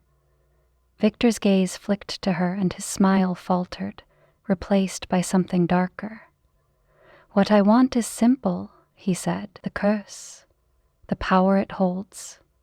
And you, my dear, are the key to unlocking it. Over my dead body, Alexander growled, stepping in front of Olivia. Victor smirked, his gold eyes gleaming. If you insist. The air around them seemed to shift, heavy with an unseen force. Alexander moved faster than Olivia could follow, his hand shooting out as Victor lunged toward them. The two collided in a blur of motion, the sound of their struggle reverberating through the chamber. Olivia stumbled back, her heart racing as the fight unfolded before her. Alexander moved with inhuman speed, his strikes precise and controlled, but Victor matched him blow for blow, his movements fluid and deadly. You can't protect her forever, Victor taunted, his voice a hiss as he dodged another strike. She'll fall, just like all the others. This time, Alexander growled, his silver-gray eyes blazing. With a final, powerful blow, Alexander sent Victor staggering back, his form flickering like a shadow before disappearing entirely. The chamber fell silent once more, the heavy tension lingering in the air. Olivia exhaled shakily, her hands trembling as Alexander turned to her. Are you all right? He asked, his voice softer now. I'm fine, she said, though her voice wavered. Alexander stepped closer, his expression grim. Victor is a hunter, he said. He'll stop at nothing to get what he wants. And now that he's seen you... He'll come after me, Olivia finished, her chest tightening. Yes, Alexander said, his voice laced with regret. But I won't let him take you. Do you understand? She nodded, her resolve hardening despite her fear. What about the ritual? She asked. If it's our only chance to stop him. Alexandra's jaw tightened, and for a moment he looked away. The ritual comes with a price, he said finally. What kind of price? He hesitated, his expression shadowed. It could demand a life, either yours or mine. Olivia's stomach twisted, the weight of his words sinking in. And if we don't do it, then the curse will remain, Alexander said. And Victor will find another way to take what he wants. She stared at him, her heart pounding. The stakes were higher than she had imagined, but she couldn't back down now. "Then we don't have a choice," she said firmly. Alexander's eyes softened, and for a moment the vulnerability she had seen before returned. "I won't let it take you, Olivia," he said, his voice low but resolute. "And I won't let it take you," she countered, her voice steady. The words hung between them, unspoken promises woven into the silence. Whatever lay ahead, they would face it together. Chapter 10. Enemies in the Shadows. The mansion's tranquility shattered with the echo of breaking glass. Olivia bolted upright from where she had been seated in the study, a book sliding off her lap and landing with a dull thud. The noise had come from the west wing, distant but unmistakable. For a moment she froze, her breath caught in her throat, straining to hear past the deafening thud of her heartbeat. Then came the second sound, a low, resonant hum that made the hair on the back of her neck stand on end. It wasn't mechanical, it wasn't natural, it was something else. She barely had time to process the sound before Alexander appeared in the doorway, his face grim and his silver-gray eyes burning with intensity. "They're here," he said, his voice a controlled growl. "Who?" Olivia asked, rising to her feet, though she already knew the answer. "Victor. And he's not alone." The word sent a chill racing through her. She glanced around the study, her eyes landing on a fireplace poker leaning against the hearth. Without hesitation, she grabbed it, the weight of the iron steadying her trembling hands. Alexander's gaze flicked to the improvised weapon, a faint hint of approval in his otherwise tense expression. "Stay close to me," he said. He moved quickly, his steps purposeful as he led her through the winding corridors of the mansion. The distant hum had grown louder now, accompanied by faint echoes, footsteps, whispers, the scrape of something sharp against stone. The air was heavy with a charged energy that made Olivia's skin prickle. When they reached the grand hall, Alexander stopped abruptly, his body tense. He held out an arm, silently signaling for Olivia to stay back. The hall was shrouded in shadows, the usual warm glow of the sconces extinguished. But even in the darkness, Olivia could see them.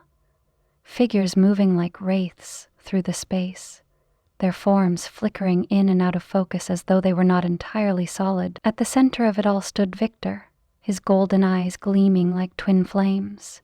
He turned toward them, his lips curving into a smile that was both triumphant and cruel. "Alexander," Victor said, his voice carrying across the room with an unnatural resonance. "You always did have a flair for the dramatic. But this," he gestured to the shadows around him, "this is a bit much, even for you." "What do you want, Victor?" Alexander demanded, his voice cold. "You know what I want," Victor replied. "The curse, the power it holds, and now—" His gaze shifted to Olivia, his smile widening. "The key." Olivia tightened her grip on the poker, her pulse pounding in her ears. "You'll have to go through me first," Alexander said, stepping forward, his presence commanding despite the odds stacked against him. Victor laughed, a low, menacing sound. "I plan to." With a flick of his wrist, the shadows around him surged forward, coalescing into solid forms, twisted, nightmarish creatures with jagged edges and glowing eyes. They lunged toward Alexander, their movements unnaturally fast.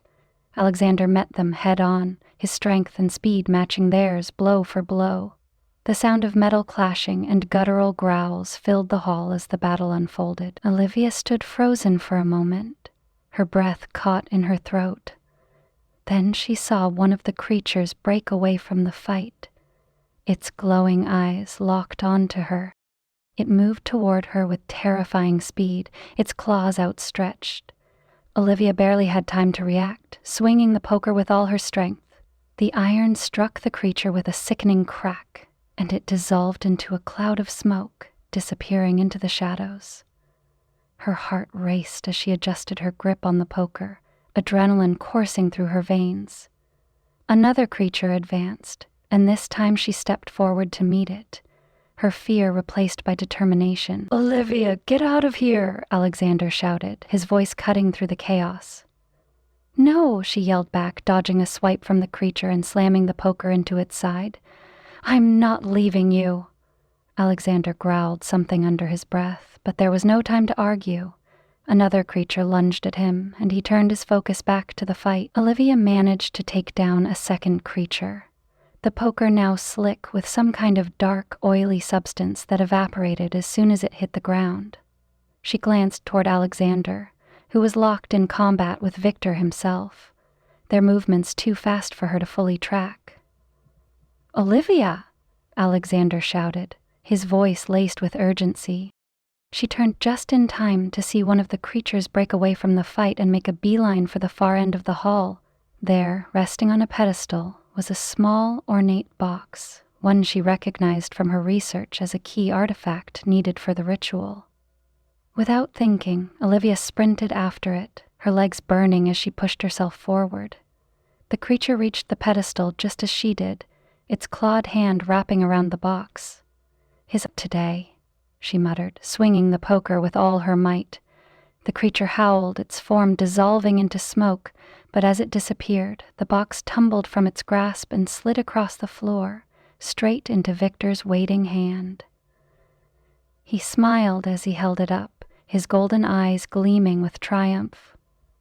"Thank you, my dear," he said mockingly before disappearing into the shadows. The remaining creatures vanished with him, leaving the hall eerily silent. The silence after Victor's departure was deafening, broken only by Olivia's ragged breaths and the distant creak of the mansion settling. She leaned against the nearest wall, her hands trembling as the poker clattered to the floor. Alexander stood in the center of the hall, his chest rising and falling heavily. His silver gray eyes glowed faintly, his expression carved from stone. "Olivia," he said, his voice softer now as he crossed the room toward her. "I'm fine," she said quickly, though her shaking hands betrayed her. He reached her side, his fingers brushing her arm as he guided her to sit on a nearby bench. "You're not fine," he said, his voice gentler than she expected. She shook her head, her emotions threatening to overwhelm her.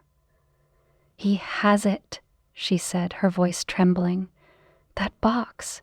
It's part of the ritual, isn't it?" Alexander's jaw tightened, and he glanced toward the pedestal where the box had rested moments before. "Yes," he admitted, "it contains a relic. Something that stabilizes the energy during the ritual. Without it, the risk is—" He trailed off, his lips pressing into a thin line. "How bad is it?" Olivia asked, her voice steadier now. "It's possible to proceed without it," he said reluctantly. "But the ritual becomes far more dangerous, unpredictable." She swallowed hard, the weight of his words settling over her. "So we get it back?" Alexander's eyes flicked to her, his expression darkening. "It's not that simple. Victor won't let it go easily. He's been waiting for this opportunity for centuries. He knows how important it is. I don't care how hard it is," she said, her voice firm. "We'll find him and we'll take it back." Alexander's gaze softened, and for a moment she saw the faintest hint of a smile tug at the corner of his lips. "You're fearless," he said, almost to himself. "I'm terrified," she admitted, meeting his gaze. "But that doesn't mean I'm giving up." Something unspoken passed between them, the tension from the fight fading into a charged stillness. For a moment, it was just the two of them, their shared determination binding them together in a way that words couldn't. Finally, Alexander straightened, his expression hardening once more. "We'll rest tonight," he said. "Tomorrow we plan. Victor won't expect us to strike back so soon." Olivia nodded, though the thought of another confrontation sent a shiver through her. She stood, brushing her hands against her jeans. "I'll be ready."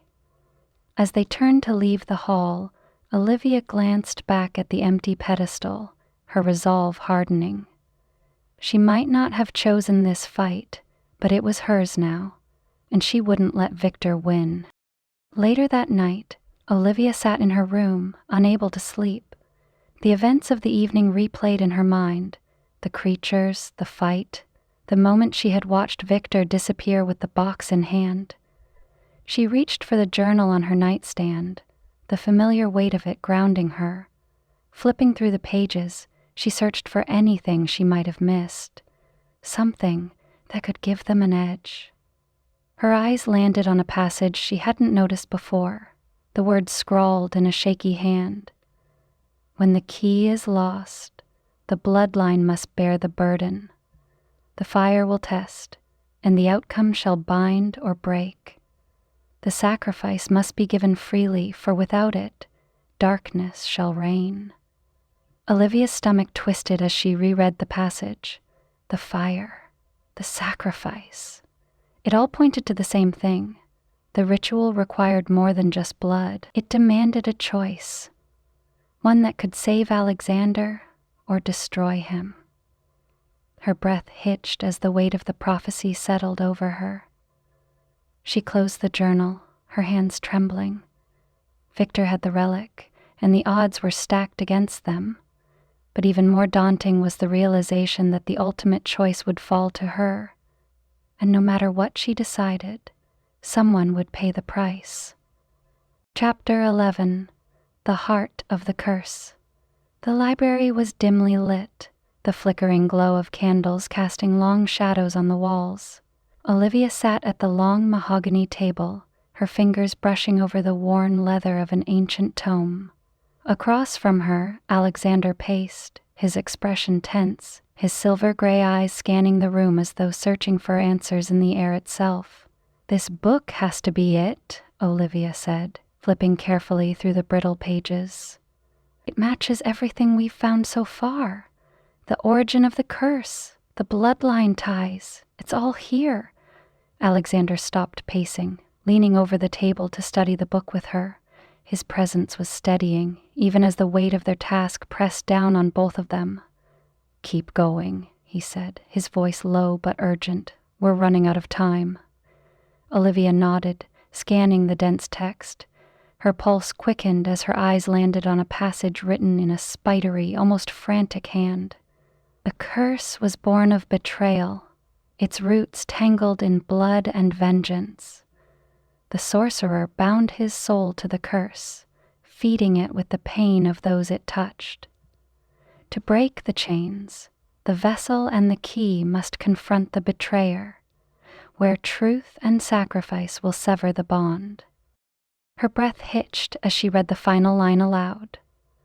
"Only then shall the curse be broken." Alexander straightened, his expression grim. "The sorcerer," he murmured, his voice heavy with understanding. "That's why Victor wants the relic. He's not just trying to take the curse for himself. He's trying to awaken the sorcerer's soul."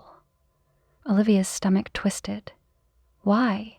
What could he possibly gain from that? "Power," Alexander said simply, his tone laced with disgust.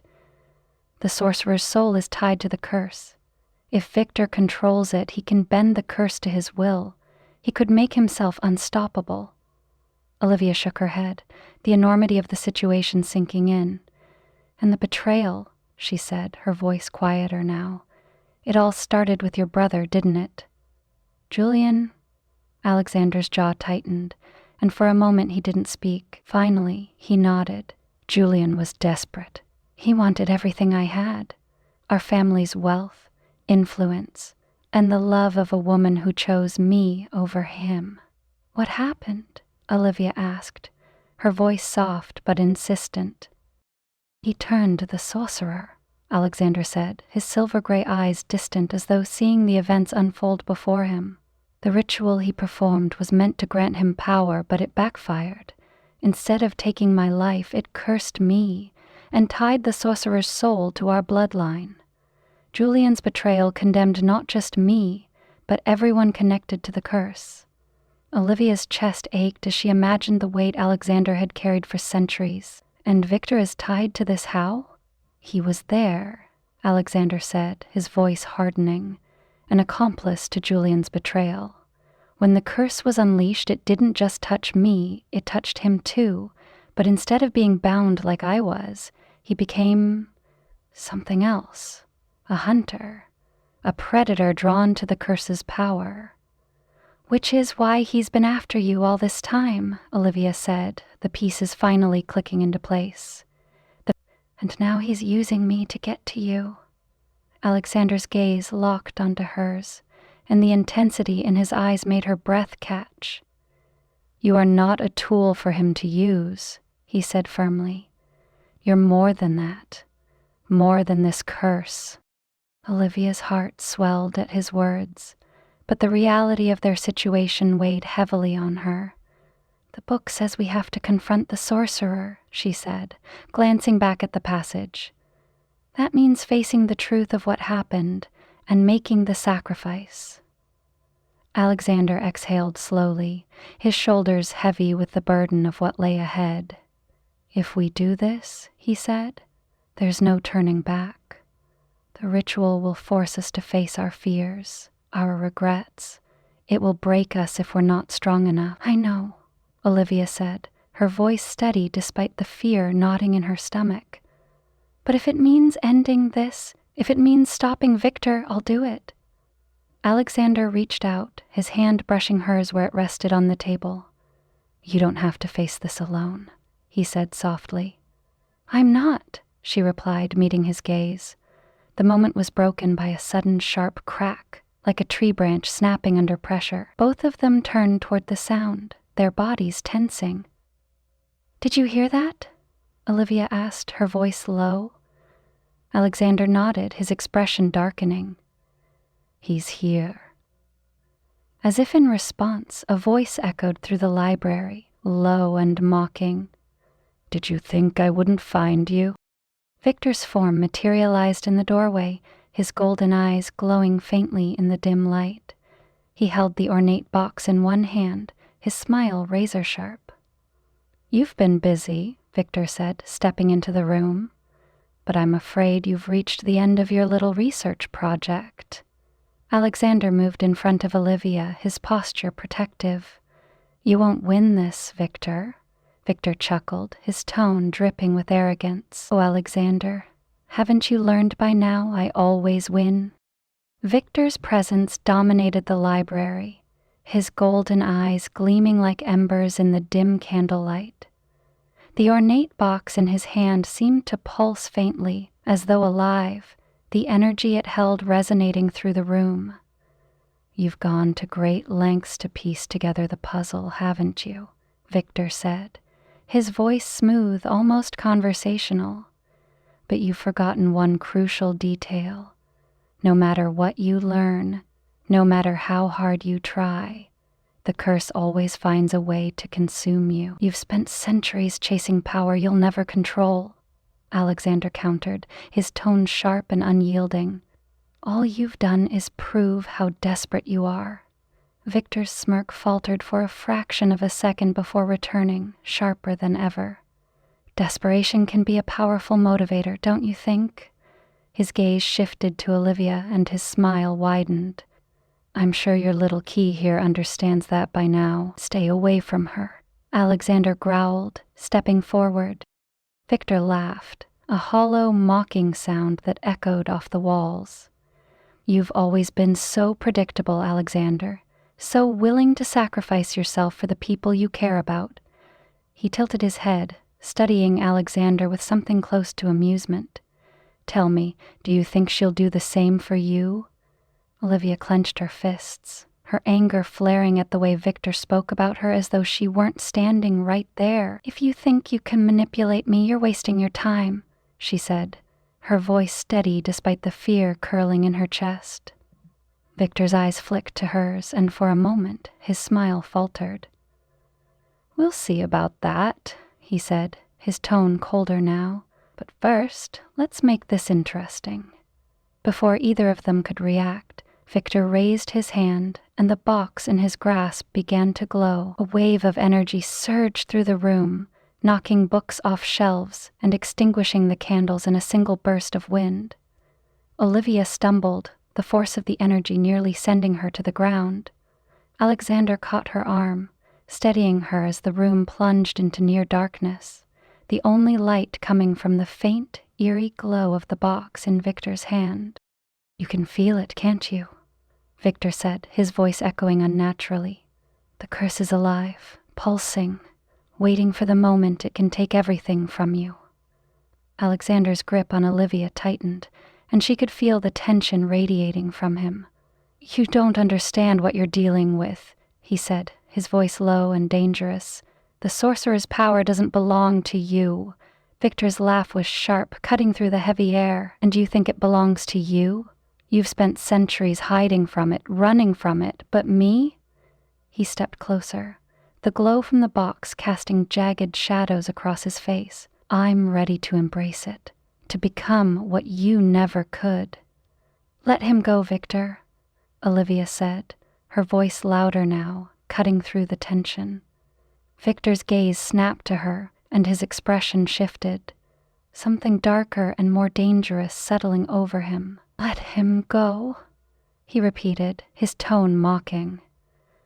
"Oh, my dear, you still don't understand, do you? The curse doesn't let anyone go, not me, not Alexander, and certainly not you." Olivia stepped forward, her fear replaced by a simmering anger. "You think you're the one in control, but you're wrong. The curse may have tied us all together, but it's not yours to wield. And if you think I'm going to let you win, you're even more delusional than I thought." Victor's eyes narrowed, and for a moment, the room seemed to hold its breath. Then he smiled, a cold, cruel expression that sent a shiver down her spine. "We'll see," he said softly. In a blur of motion, Victor disappeared, the box vanishing with him. The oppressive energy in the room lifted slightly, leaving behind a heavy, suffocating silence. Olivia exhaled shakily, her shoulders slumping as the adrenaline began to fade. "He's gone," she said, though the words felt hollow. "Not for long," Alexander said, his voice tight. He turned to her, his silver-gray eyes filled with a mix of concern and determination. "He has the artifact now. He's going to use it to draw the sorcerer's power and bend it to his will."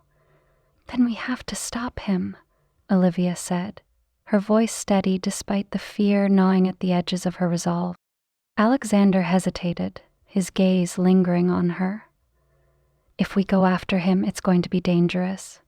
More than anything we've faced so far. The sorcerer's power is unpredictable, and Victor won't hesitate to use it against us." "I don't care," Olivia said, meeting his gaze.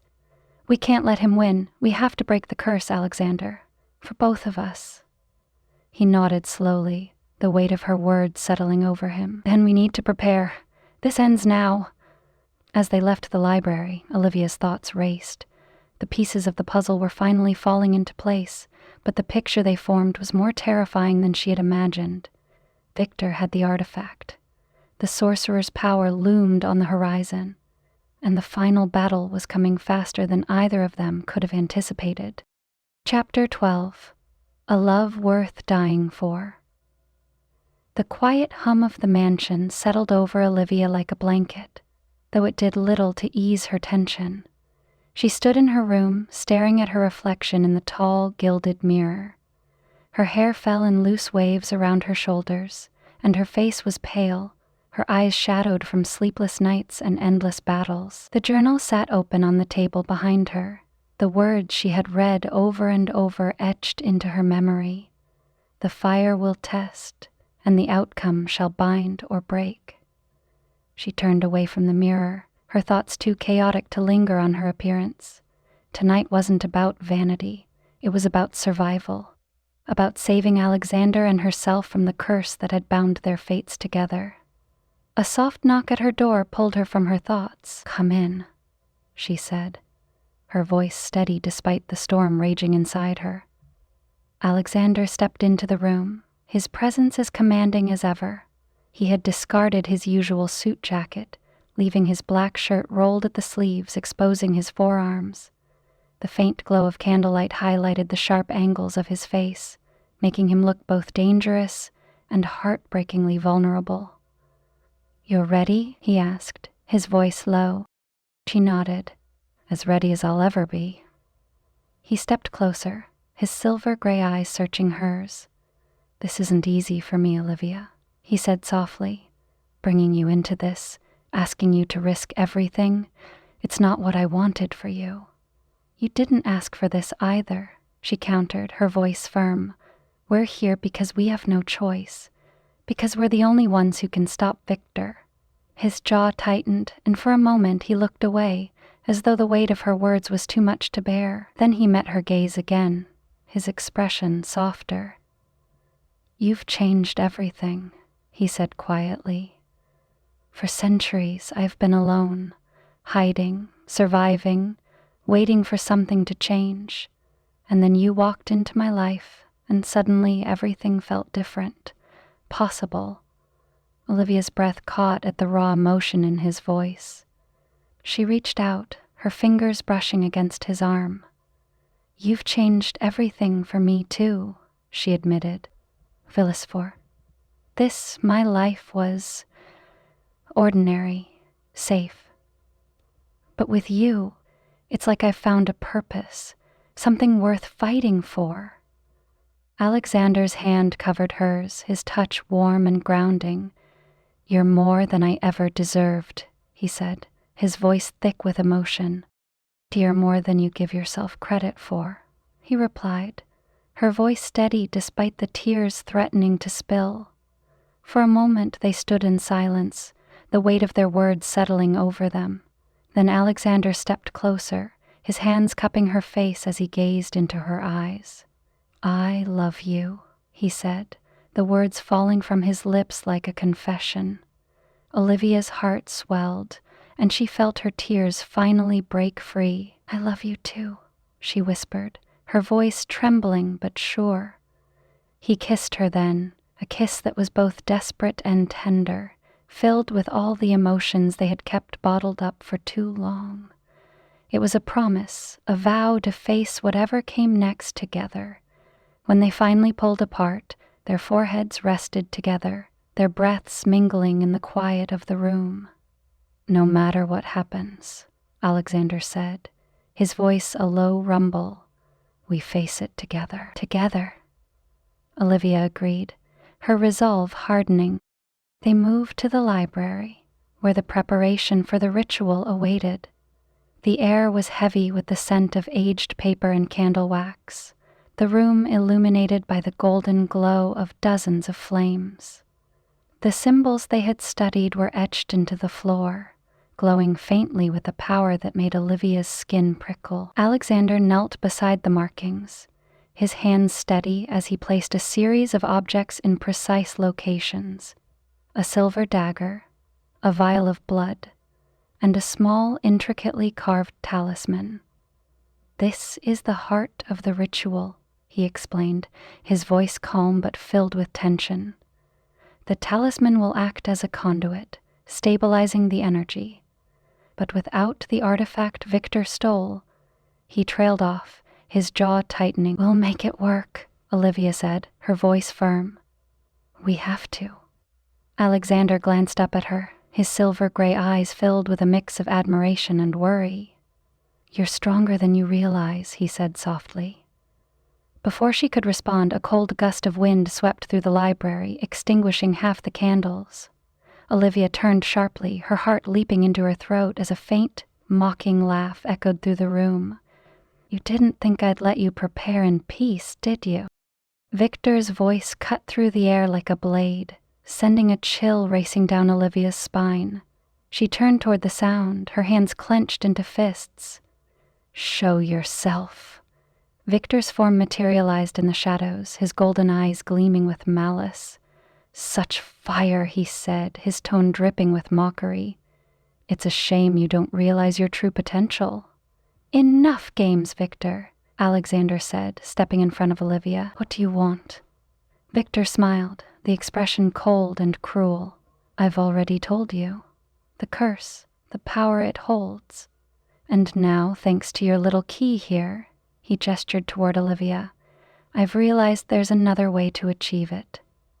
"What are you talking about?" Olivia demanded, her voice sharp.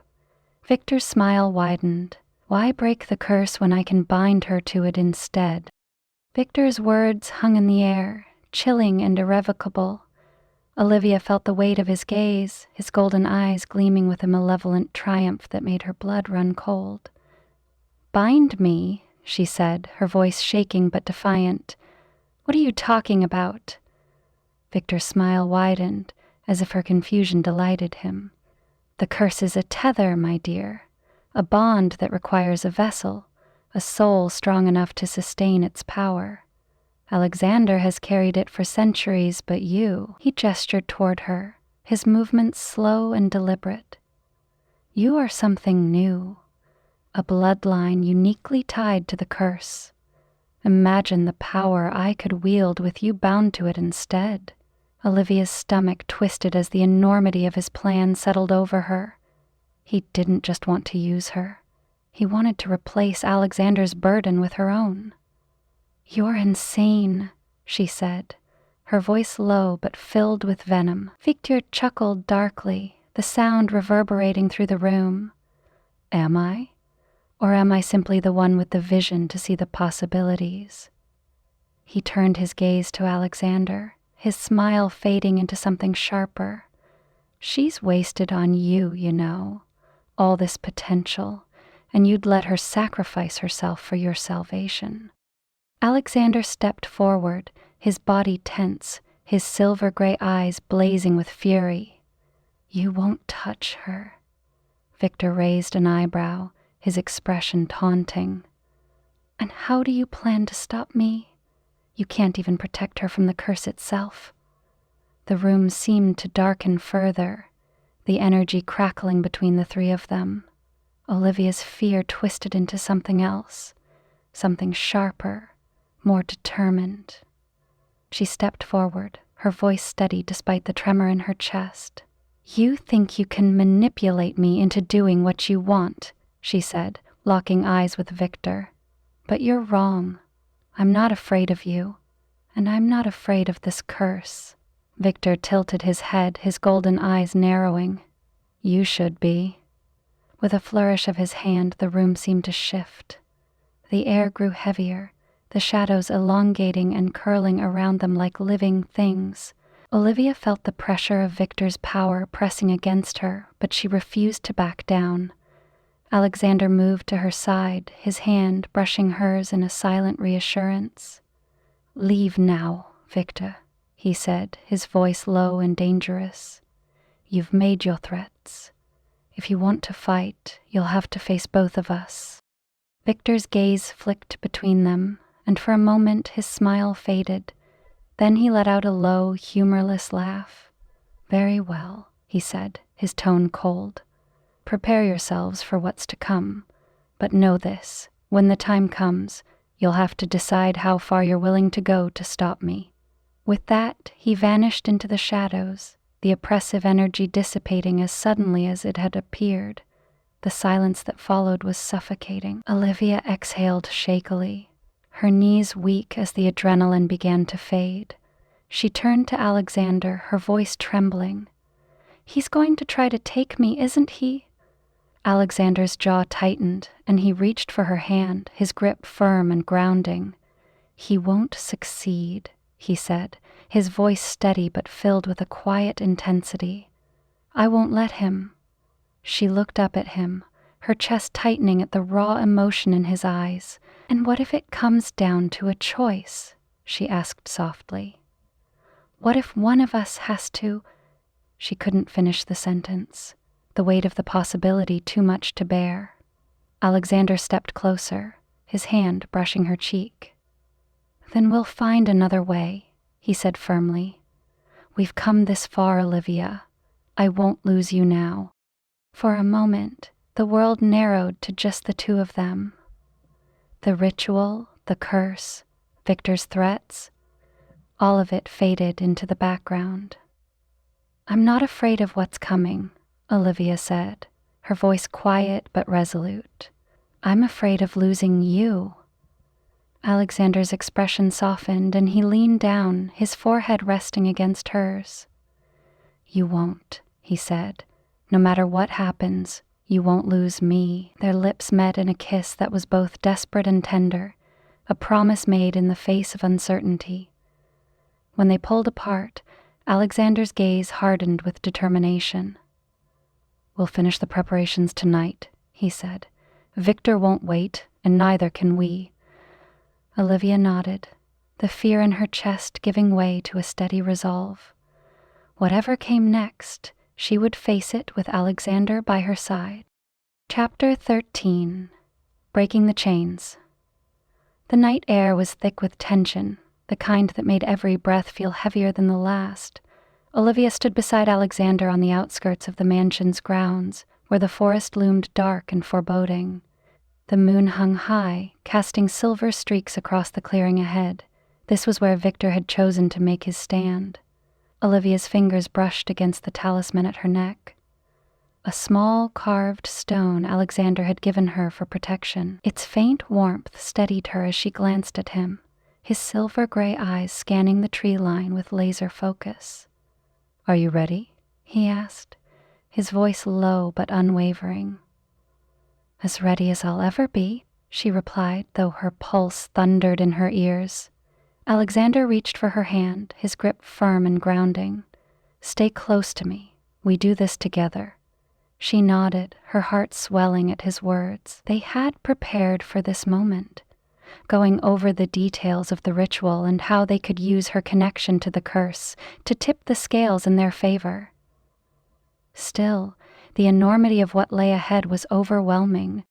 A faint rustling broke the stillness, followed by a low, resonant hum that Olivia had come to associate with Victor's presence. Shadows twisted and shifted in the clearing, coalescing into a familiar form. Victor stepped forward, the ornate box cradled in one hand, his golden eyes glowing with malice. His lips curved into a slow, predatory smile as his gaze settled on Olivia. "You've come to surrender, then?" he asked, his tone mocking. Alexander stepped in front of her, his posture protective. "We've come to end this," he said coldly. Victor laughed, the sound echoing unnaturally through the clearing. "You've always been so dramatic, Alexander, but let's not pretend this is anything more than inevitable." He held up the box, its glow pulsing faintly. "The curse already belongs to me. All that's left is for her to take her rightful place as its vessel." "A happening," Olivia said, stepping out from behind Alexander. Her voice was steady, even as fear churned in her stomach. Victor's eyes narrowed, his expression sharpening. "Bold of you to think you have a choice." The shadows around him shifted, forming into twisted, nightmarish shapes that stalked toward them like predators. Alexander reacted instantly, stepping forward and drawing on the supernatural energy coursing through him. A wave of silver light erupted from his outstretched hand, colliding with the advancing creatures and scattering them like smoke. Olivia focused on the ritual, recalling every detail they had pieced together. Her connection to the curse wasn't just a weakness. It was a strength. She could feel its presence, a pulse of dark energy that thrummed beneath the surface of reality. "Victor's using the artifact to amplify the curse's power," she said quickly. "If we disrupt the connection, it'll weaken him." Alexander glanced at her, nodding once before launching himself at Victor.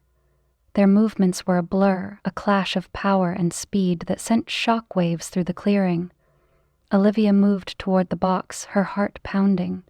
The artifact's glow intensified as she approached, its energy tugging at her like a living thing. Her fingers hovered over the ornate carvings, the dark power within it thrumming against her skin. "Olivia, don't!" Victor's voice cut through the chaos, sharp and commanding.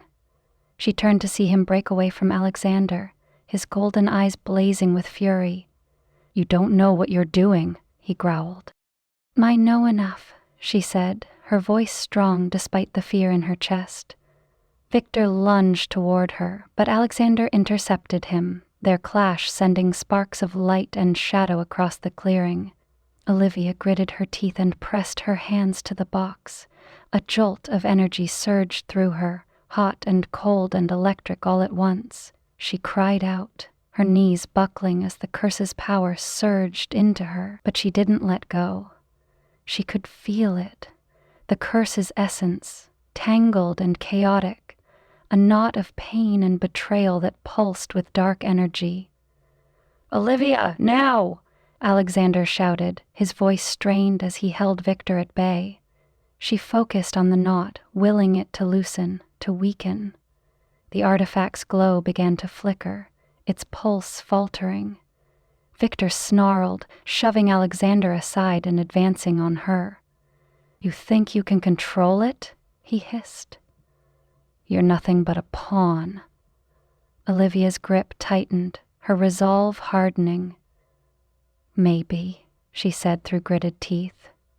"But at least I'm not you." Victor raised his hand, shadows coalescing into a sharp blade aimed directly at her. Before he could strike, Alexander appeared behind him, his silver-gray eyes burning with fury. "Ha, not today," Alexander growled, driving his fist into Victor's back and sending him sprawling. The artifact in Olivia's hands shattered, the glow extinguished in a burst of light that sent a ripple through the clearing. The shadow creatures dissolved, their forms dissipating into nothingness. Victor staggered to his feet, his golden eyes wide with fury and something else. Fear. "This isn't over," he snarled, his voice raw. Olivia's knees buckled, exhaustion washing over her. Alexander caught her before she hit the ground, his arms steady and warm around her. "You did it," he said softly, his voice filled with a mix of pride and relief. But the curse's energy still lingered, dark and heavy in the air. Olivia could feel it shifting, waiting. The ritual wasn't over. Not yet. The clearing fell into an uneasy stillness, the shattered remnants of the artifact glowing faintly before fading into darkness. Olivia clung to Alexander, her body trembling from the raw energy that had coursed through her. "It's not done," she whispered, her voice hoarse. "The curse, it's still here." Alexander nodded, his silver-gray eyes scanning the clearing. The artifact was amplifying the curse, but it didn't destroy its core. He glanced at Victor, who stood a few paces away, his golden eyes filled with fury. "And he knows it."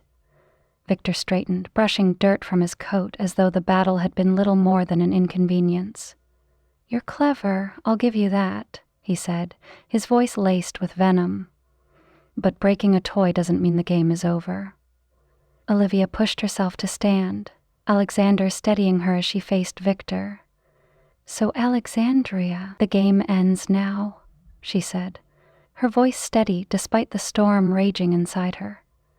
Victor tilted his head, his smile returning. "Bold words, but you forget, Olivia. This curse isn't just power, it's life, death, everything in between. And you're tied to it just as I am." She felt it then, the weight of the curse pressing against her chest, like a storm building inside her. The connection between her bloodline and the curse was undeniable, and with the artifact gone, the energy had nowhere else to go. Alexander's hand on her arm anchored her, his voice cutting through her spiraling thoughts. "We have to finish the ritual," he said. "Here, now." Victor laughed, the sound cold and echoing. "You think you have the strength to break it? Do you even know what it requires?" Olivia met his gaze, refusing to waver. "A sacrifice," she said, the word like a stone in her throat. Victor's smile widened. "Huh, so you've done your research. Then you know how this ends." "No," Alexander interjected, his voice sharp. "You don't decide how this ends." Before Victor could respond, Alexander moved, faster than Olivia could process. In a blur of motion, he was on Victor, their clash sending shockwaves through the clearing. Olivia stumbled back, her heart racing as she watched the two immortals fight. Victor's power surged around him, shadows lashing out like living things. but Alexander met each blow with unrelenting force, his silver light cutting through the darkness. She felt the curse's energy pull at her again, stronger this time, as though sensing its moment was near. The words from the journal echoed in her mind. The fire will test, and the outcome shall bind or break. Alexander and Victor broke apart, both breathing heavily. Victor's golden eyes flicked to Olivia, his expression twisting into a sneer. "You can't win this," he hissed. "The curse demands a price, and one of you will pay it." Alexander's gaze snapped to Olivia, and she saw the decision in his eyes before he spoke. "No," she said, her voice shaking. "Don't you dare." "Olivia," he said, his tone soft but resolute. "It's the only way." Tears blurred her vision as she shook her head, her fists clenching at her sides. "We're supposed to do this together, remember?" "We are," he said, stepping closer. "But this has always been my fight, my curse. You've already given so much, your courage, your heart. Let me finish this." Victor laughed again, his voice grating, touching truly. "But you don't have the power to make that choice, Alexander. She does." Olivia's breath hitched as the weight of his words settled over her. She could feel it now, the curse's energy swirling around her, waiting for her decision. It wanted her, but she refused to let it take Alexander, not when he had already sacrificed so much. She stepped forward, her heart pounding. "I'll do it," she said, her voice steady. Alexander grabbed her arm, his grip firm but gentle. "No," he said, his voice breaking. "You don't understand what it will do to you." "I understand enough," she said, tears streaming down her face. "But I can't lose you." Before either of them could act, Victor lunged toward them, his shadowed form moving like a wraith. Alexander shoved Olivia behind him, meeting Victor's attack head-on. Their clash was brutal, the air around them crackling with energy. Olivia watched in horror as Alexander staggered under the weight of Victor's assault, his light dimming with each blow. "Oh!" she screamed, rushing forward. Victor struck a final blow, sending Alexander to his knees. He turned toward Olivia, his golden eyes blazing with triumph. "It's over," he said. "Make your choice, Olivia. Bind yourself to the curse, or watch him die." Olivia's hands trembled as she looked between Alexander and Victor, the curse's energy swirling around her like a living thing. Her heart ached with the weight of her decision, but before she could speak, Alexander pushed himself to his feet. "I won't let you win," he said, his voice quiet but filled with resolve. With a final burst of energy, Alexander lunged at Victor, tackling him to the ground. The curse's energy surged around them, a blinding light that swallowed the clearing whole. "Alexander!" Olivia screamed, her voice raw. The light faded, and when she blinked the spots from her vision, she saw Victor sprawled on the ground, motionless. The curse's energy hung heavy in the air, crackling with potential, and Alexander was gone. Chapter 14. A Battle for Forever. The clearing was eerily quiet. The air, once heavy with the curse's oppressive energy, now hung still, as if the world itself was holding its breath. Olivia stood frozen, her eyes locked on the spot where Alexander had been only moments ago. "Alexander," she whispered, her voice trembling. The ground was scorched where the curse's energy had erupted, leaving a jagged, blackened circle. Victor's motionless body lay on the outskirts of the destruction, his golden eyes dim, his form no longer pulsing with shadowed power, but Alexander was nowhere to be seen. "No," she muttered, stumbling forward. "No, no, no!" She dropped to her knees in the center of the clearing, her hands pressing against the charred ground. The air still crackled faintly with remnants of the curse's power, but it felt fractured, broken, as if something vital had been torn away. Tears blurred her vision as she clawed at the earth, desperation clawing at her chest. "You can't do this," she said, her voice rising. "You promised we'd face this together." The words echoed hollowly in the silence, and for a moment, the weight of the emptiness threatened to crush her. But then she felt it. A faint hum, barely more than a whisper, but unmistakable. The curse's energy still lingered, and deep within it, she felt something else, something familiar. Alexander. She closed her eyes, focusing on the sensation. The connection between them had always been strong, a thread that tethered her to him even in the darkest moments. And now, that thread pulsed faintly, as if calling to her. "You're still here," she whispered, her tears falling freely now. "I know you are." The talisman at her neck began to glow faintly, its warmth spreading through her chest like a balm against the ache. She wrapped her fingers around it, her resolve hardening. "I won't lose you," she said, her voice stronger now. "Not like this." She stood, her hands still trembling but her heart steady. The remnants of the curse's energy swirled faintly around her, and she reached out, letting it flow through her like she had in the ritual. The energy was chaotic, fractured, but she could feel Alexander's essence within it, faint but unyielding. "Come back to me," she murmured, closing her eyes. She let the connection between them guide her, focusing on the bond they had forged through shared pain, love, and sacrifice. The curse's energy pushed against her, sharp and wild, but she didn't falter.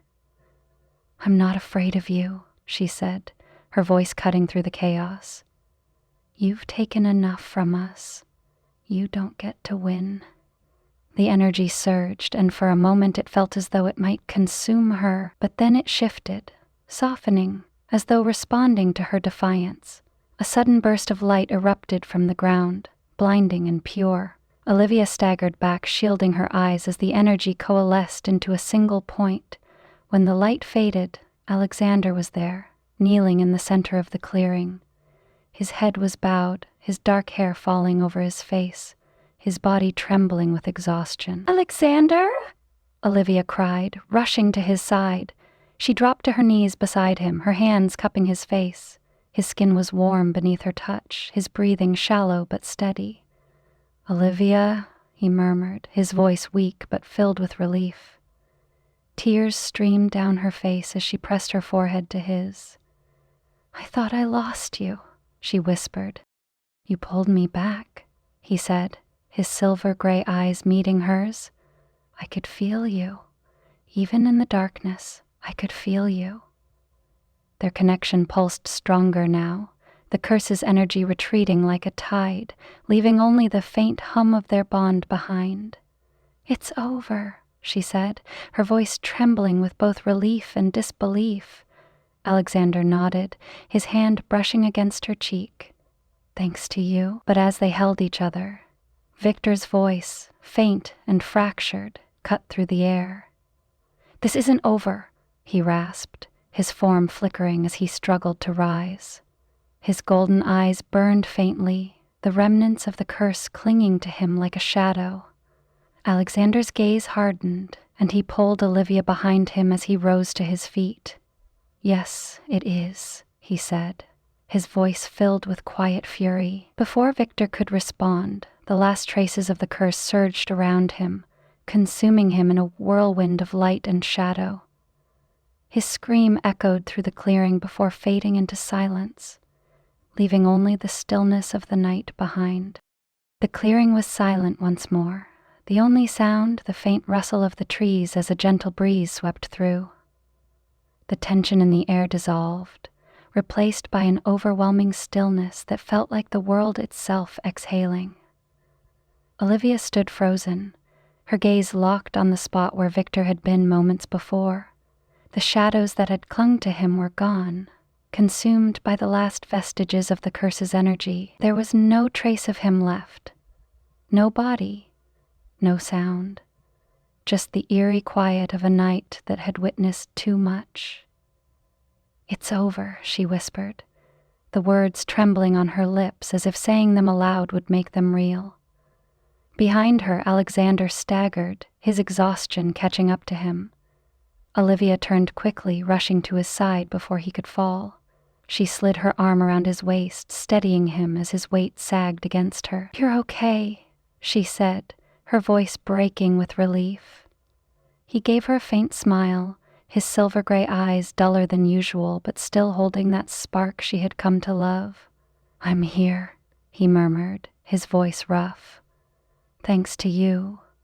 Olivia pressed her forehead to his shoulder, holding him tightly as tears slipped down her cheeks. "I thought I lost you," she whispered, her voice raw. "You almost did," he admitted, his arms wrapping around her despite his weakened state. "But you pulled me back. I felt you, Olivia. Your strength, your love. It was the only thing that kept me going." Her heart ached at his words, the weight of everything they had endured pressing against her chest. She pulled back just enough to look at him, her hands cupping his face. "Don't you ever scare me like that again," she said, her voice trembling. He chuckled softly, his smile widening just a fraction. "I'll do my best." For a moment they stood together, the world around them fading into the background. The curse was gone, its hold on Alexander finally broken, but the scars it had left, on both of them, were undeniable. "Alexander," Olivia said softly, her voice hesitant. He tilted his head, his silver-gray eyes searching hers. "What is it?" "Do you feel different?" she asked, her hand still resting on his arms. Alexander's expression shifted, his gaze growing distant as he closed his eyes. He exhaled slowly, as though searching inward. "I do," he said finally. "The curse is gone. I don't feel its weight anymore. But what?" Olivia pressed, her chest tightening. He opened his eyes, his gaze locking onto hers. "I feel fragile," he admitted. "Mortal." Her breath caught at the word. For centuries, Alexander had been bound to a curse that had made him immortal, unable to die but never truly alive. Now, for the first time, he was free. "That's a good thing," she said, her voice trembling with both joy and fear. "It means you get to live. Really live." He nodded slowly, a faint smile tugging at his lips. "You," he said softly. Olivia felt her heart swell at his words, and she leaned into him, her lips brushing against his in a kiss that was both gentle and filled with promise. When they pulled apart, the world seemed to come back into focus. The clearing was still scorched from the battle, the forest around them eerily quiet. But the curse was gone, and for the first time, Olivia felt hope. "We need to leave," Alexander said, his voice steady despite his exhaustion. "The curse's energy may be gone, but we can't be sure what else Victor might have set in motion." Olivia nodded, helping him steady himself as they began to walk toward the edge of the clearing. Each step felt heavy, but the knowledge that they had won, that they had survived, kept her moving. As they reached the edge of the forest, Alexander paused, his gaze lingering on the clearing behind them. "It feels strange," he said quietly, "to leave it all behind." Olivia squeezed his hand, her voice soft but resolute. "You're not leaving anything behind," she said. "You're starting over. We both are." He turned to her, his expression softening. "With you, I think I can do that," he said. They stepped into the forest, the trees closing around them like a protective embrace. The battle was over, the curse broken. But their story was far from finished. Chapter 15. Eternal Redemption. The morning sunlight poured through the open windows of the seaside cottage, painting the room in hues of gold and soft blue. The gentle sound of waves crashing against the shore filled the air, a soothing symphony that seemed worlds away from the chaos Olivia and Alexander had left behind. Olivia stood at the kitchen counter, her hands wrapped around a steaming mug of tea. She gazed out at the ocean, her heart both heavy and light, a strange blend of emotions that had followed her since the battle. The curse was gone. Victor was gone. They had won. But the scars of what they had endured lingered, a reminder of how close they had come to losing everything. Behind her, the sound of footsteps drew her attention. She turned to see Alexander leaning against the doorframe, his silver-gray eyes softened by the morning light. He looked more human now than she had ever seen him, his immortality gone, replaced by something beautifully fragile. "You're up early," he said, his voice warm and tinged with curiosity. Olivia smiled faintly, lifting her mug in a silent explanation. "Couldn't sleep. Too much on my mind." Alexander crossed the room, his steps quiet, and placed a hand on her shoulder. "Anything you want to talk about?" She shook her head, though her smile widened slightly. "Not really. Just everything. It's hard to believe it's over." "It is," he said softly, his hand sliding down to take hers. "And we're still here." Olivia set her mug down and turned fully toward him, her free hand brushing a strand of hair from his face. "You scared me," she admitted, her voice trembling. "When I thought you were gone, I didn't know what I would do." Alexander's gaze darkened with emotion, and he pulled her into his arms. "I'm sorry," he murmured. "I never wanted you to feel that pain, but I would do it all again if it meant keeping you safe." She rested her head against his chest, her eyes closing as she let the steady rhythm of his heartbeat calm her. "We kept each other safe," she said. "That's what matters." For a while, they stood there, wrapped in each other's arms as the morning sunlight grew brighter. The peace they had fought so hard to earn felt fragile, but it was theirs, and Olivia was determined to hold on to it. "Come with me," Alexander said suddenly, pulling back to take her hand. "Where?" she asked, her brow furrowing in curiosity. "You'll see," he said, a faint smile tugging at his lips. He led her outside, where the ocean breeze swept through her hair and the soft sand warmed her bare feet. The cottage sat atop a hill overlooking the water, the view breathtakingly serene. As they walked toward a small path leading down to the beach, Olivia noticed something in Alexander's other hand. A small box wrapped in dark velvet. "What's that?" she asked, tilting her head. Alexander hesitated, his gaze flicking to hers. "Something I've been waiting for the right moment to give you." Olivia's heart quickened as they reached the edge of the sand. Alexander turned to her, his expression filled with a mix of nervousness and determination she had rarely seen in him. "You've changed my life, Olivia," he said, his voice steady despite the emotion in his eyes. "Before you, I was just surviving, existing in a world that felt endless and empty, but you've given me hope, a reason to truly live."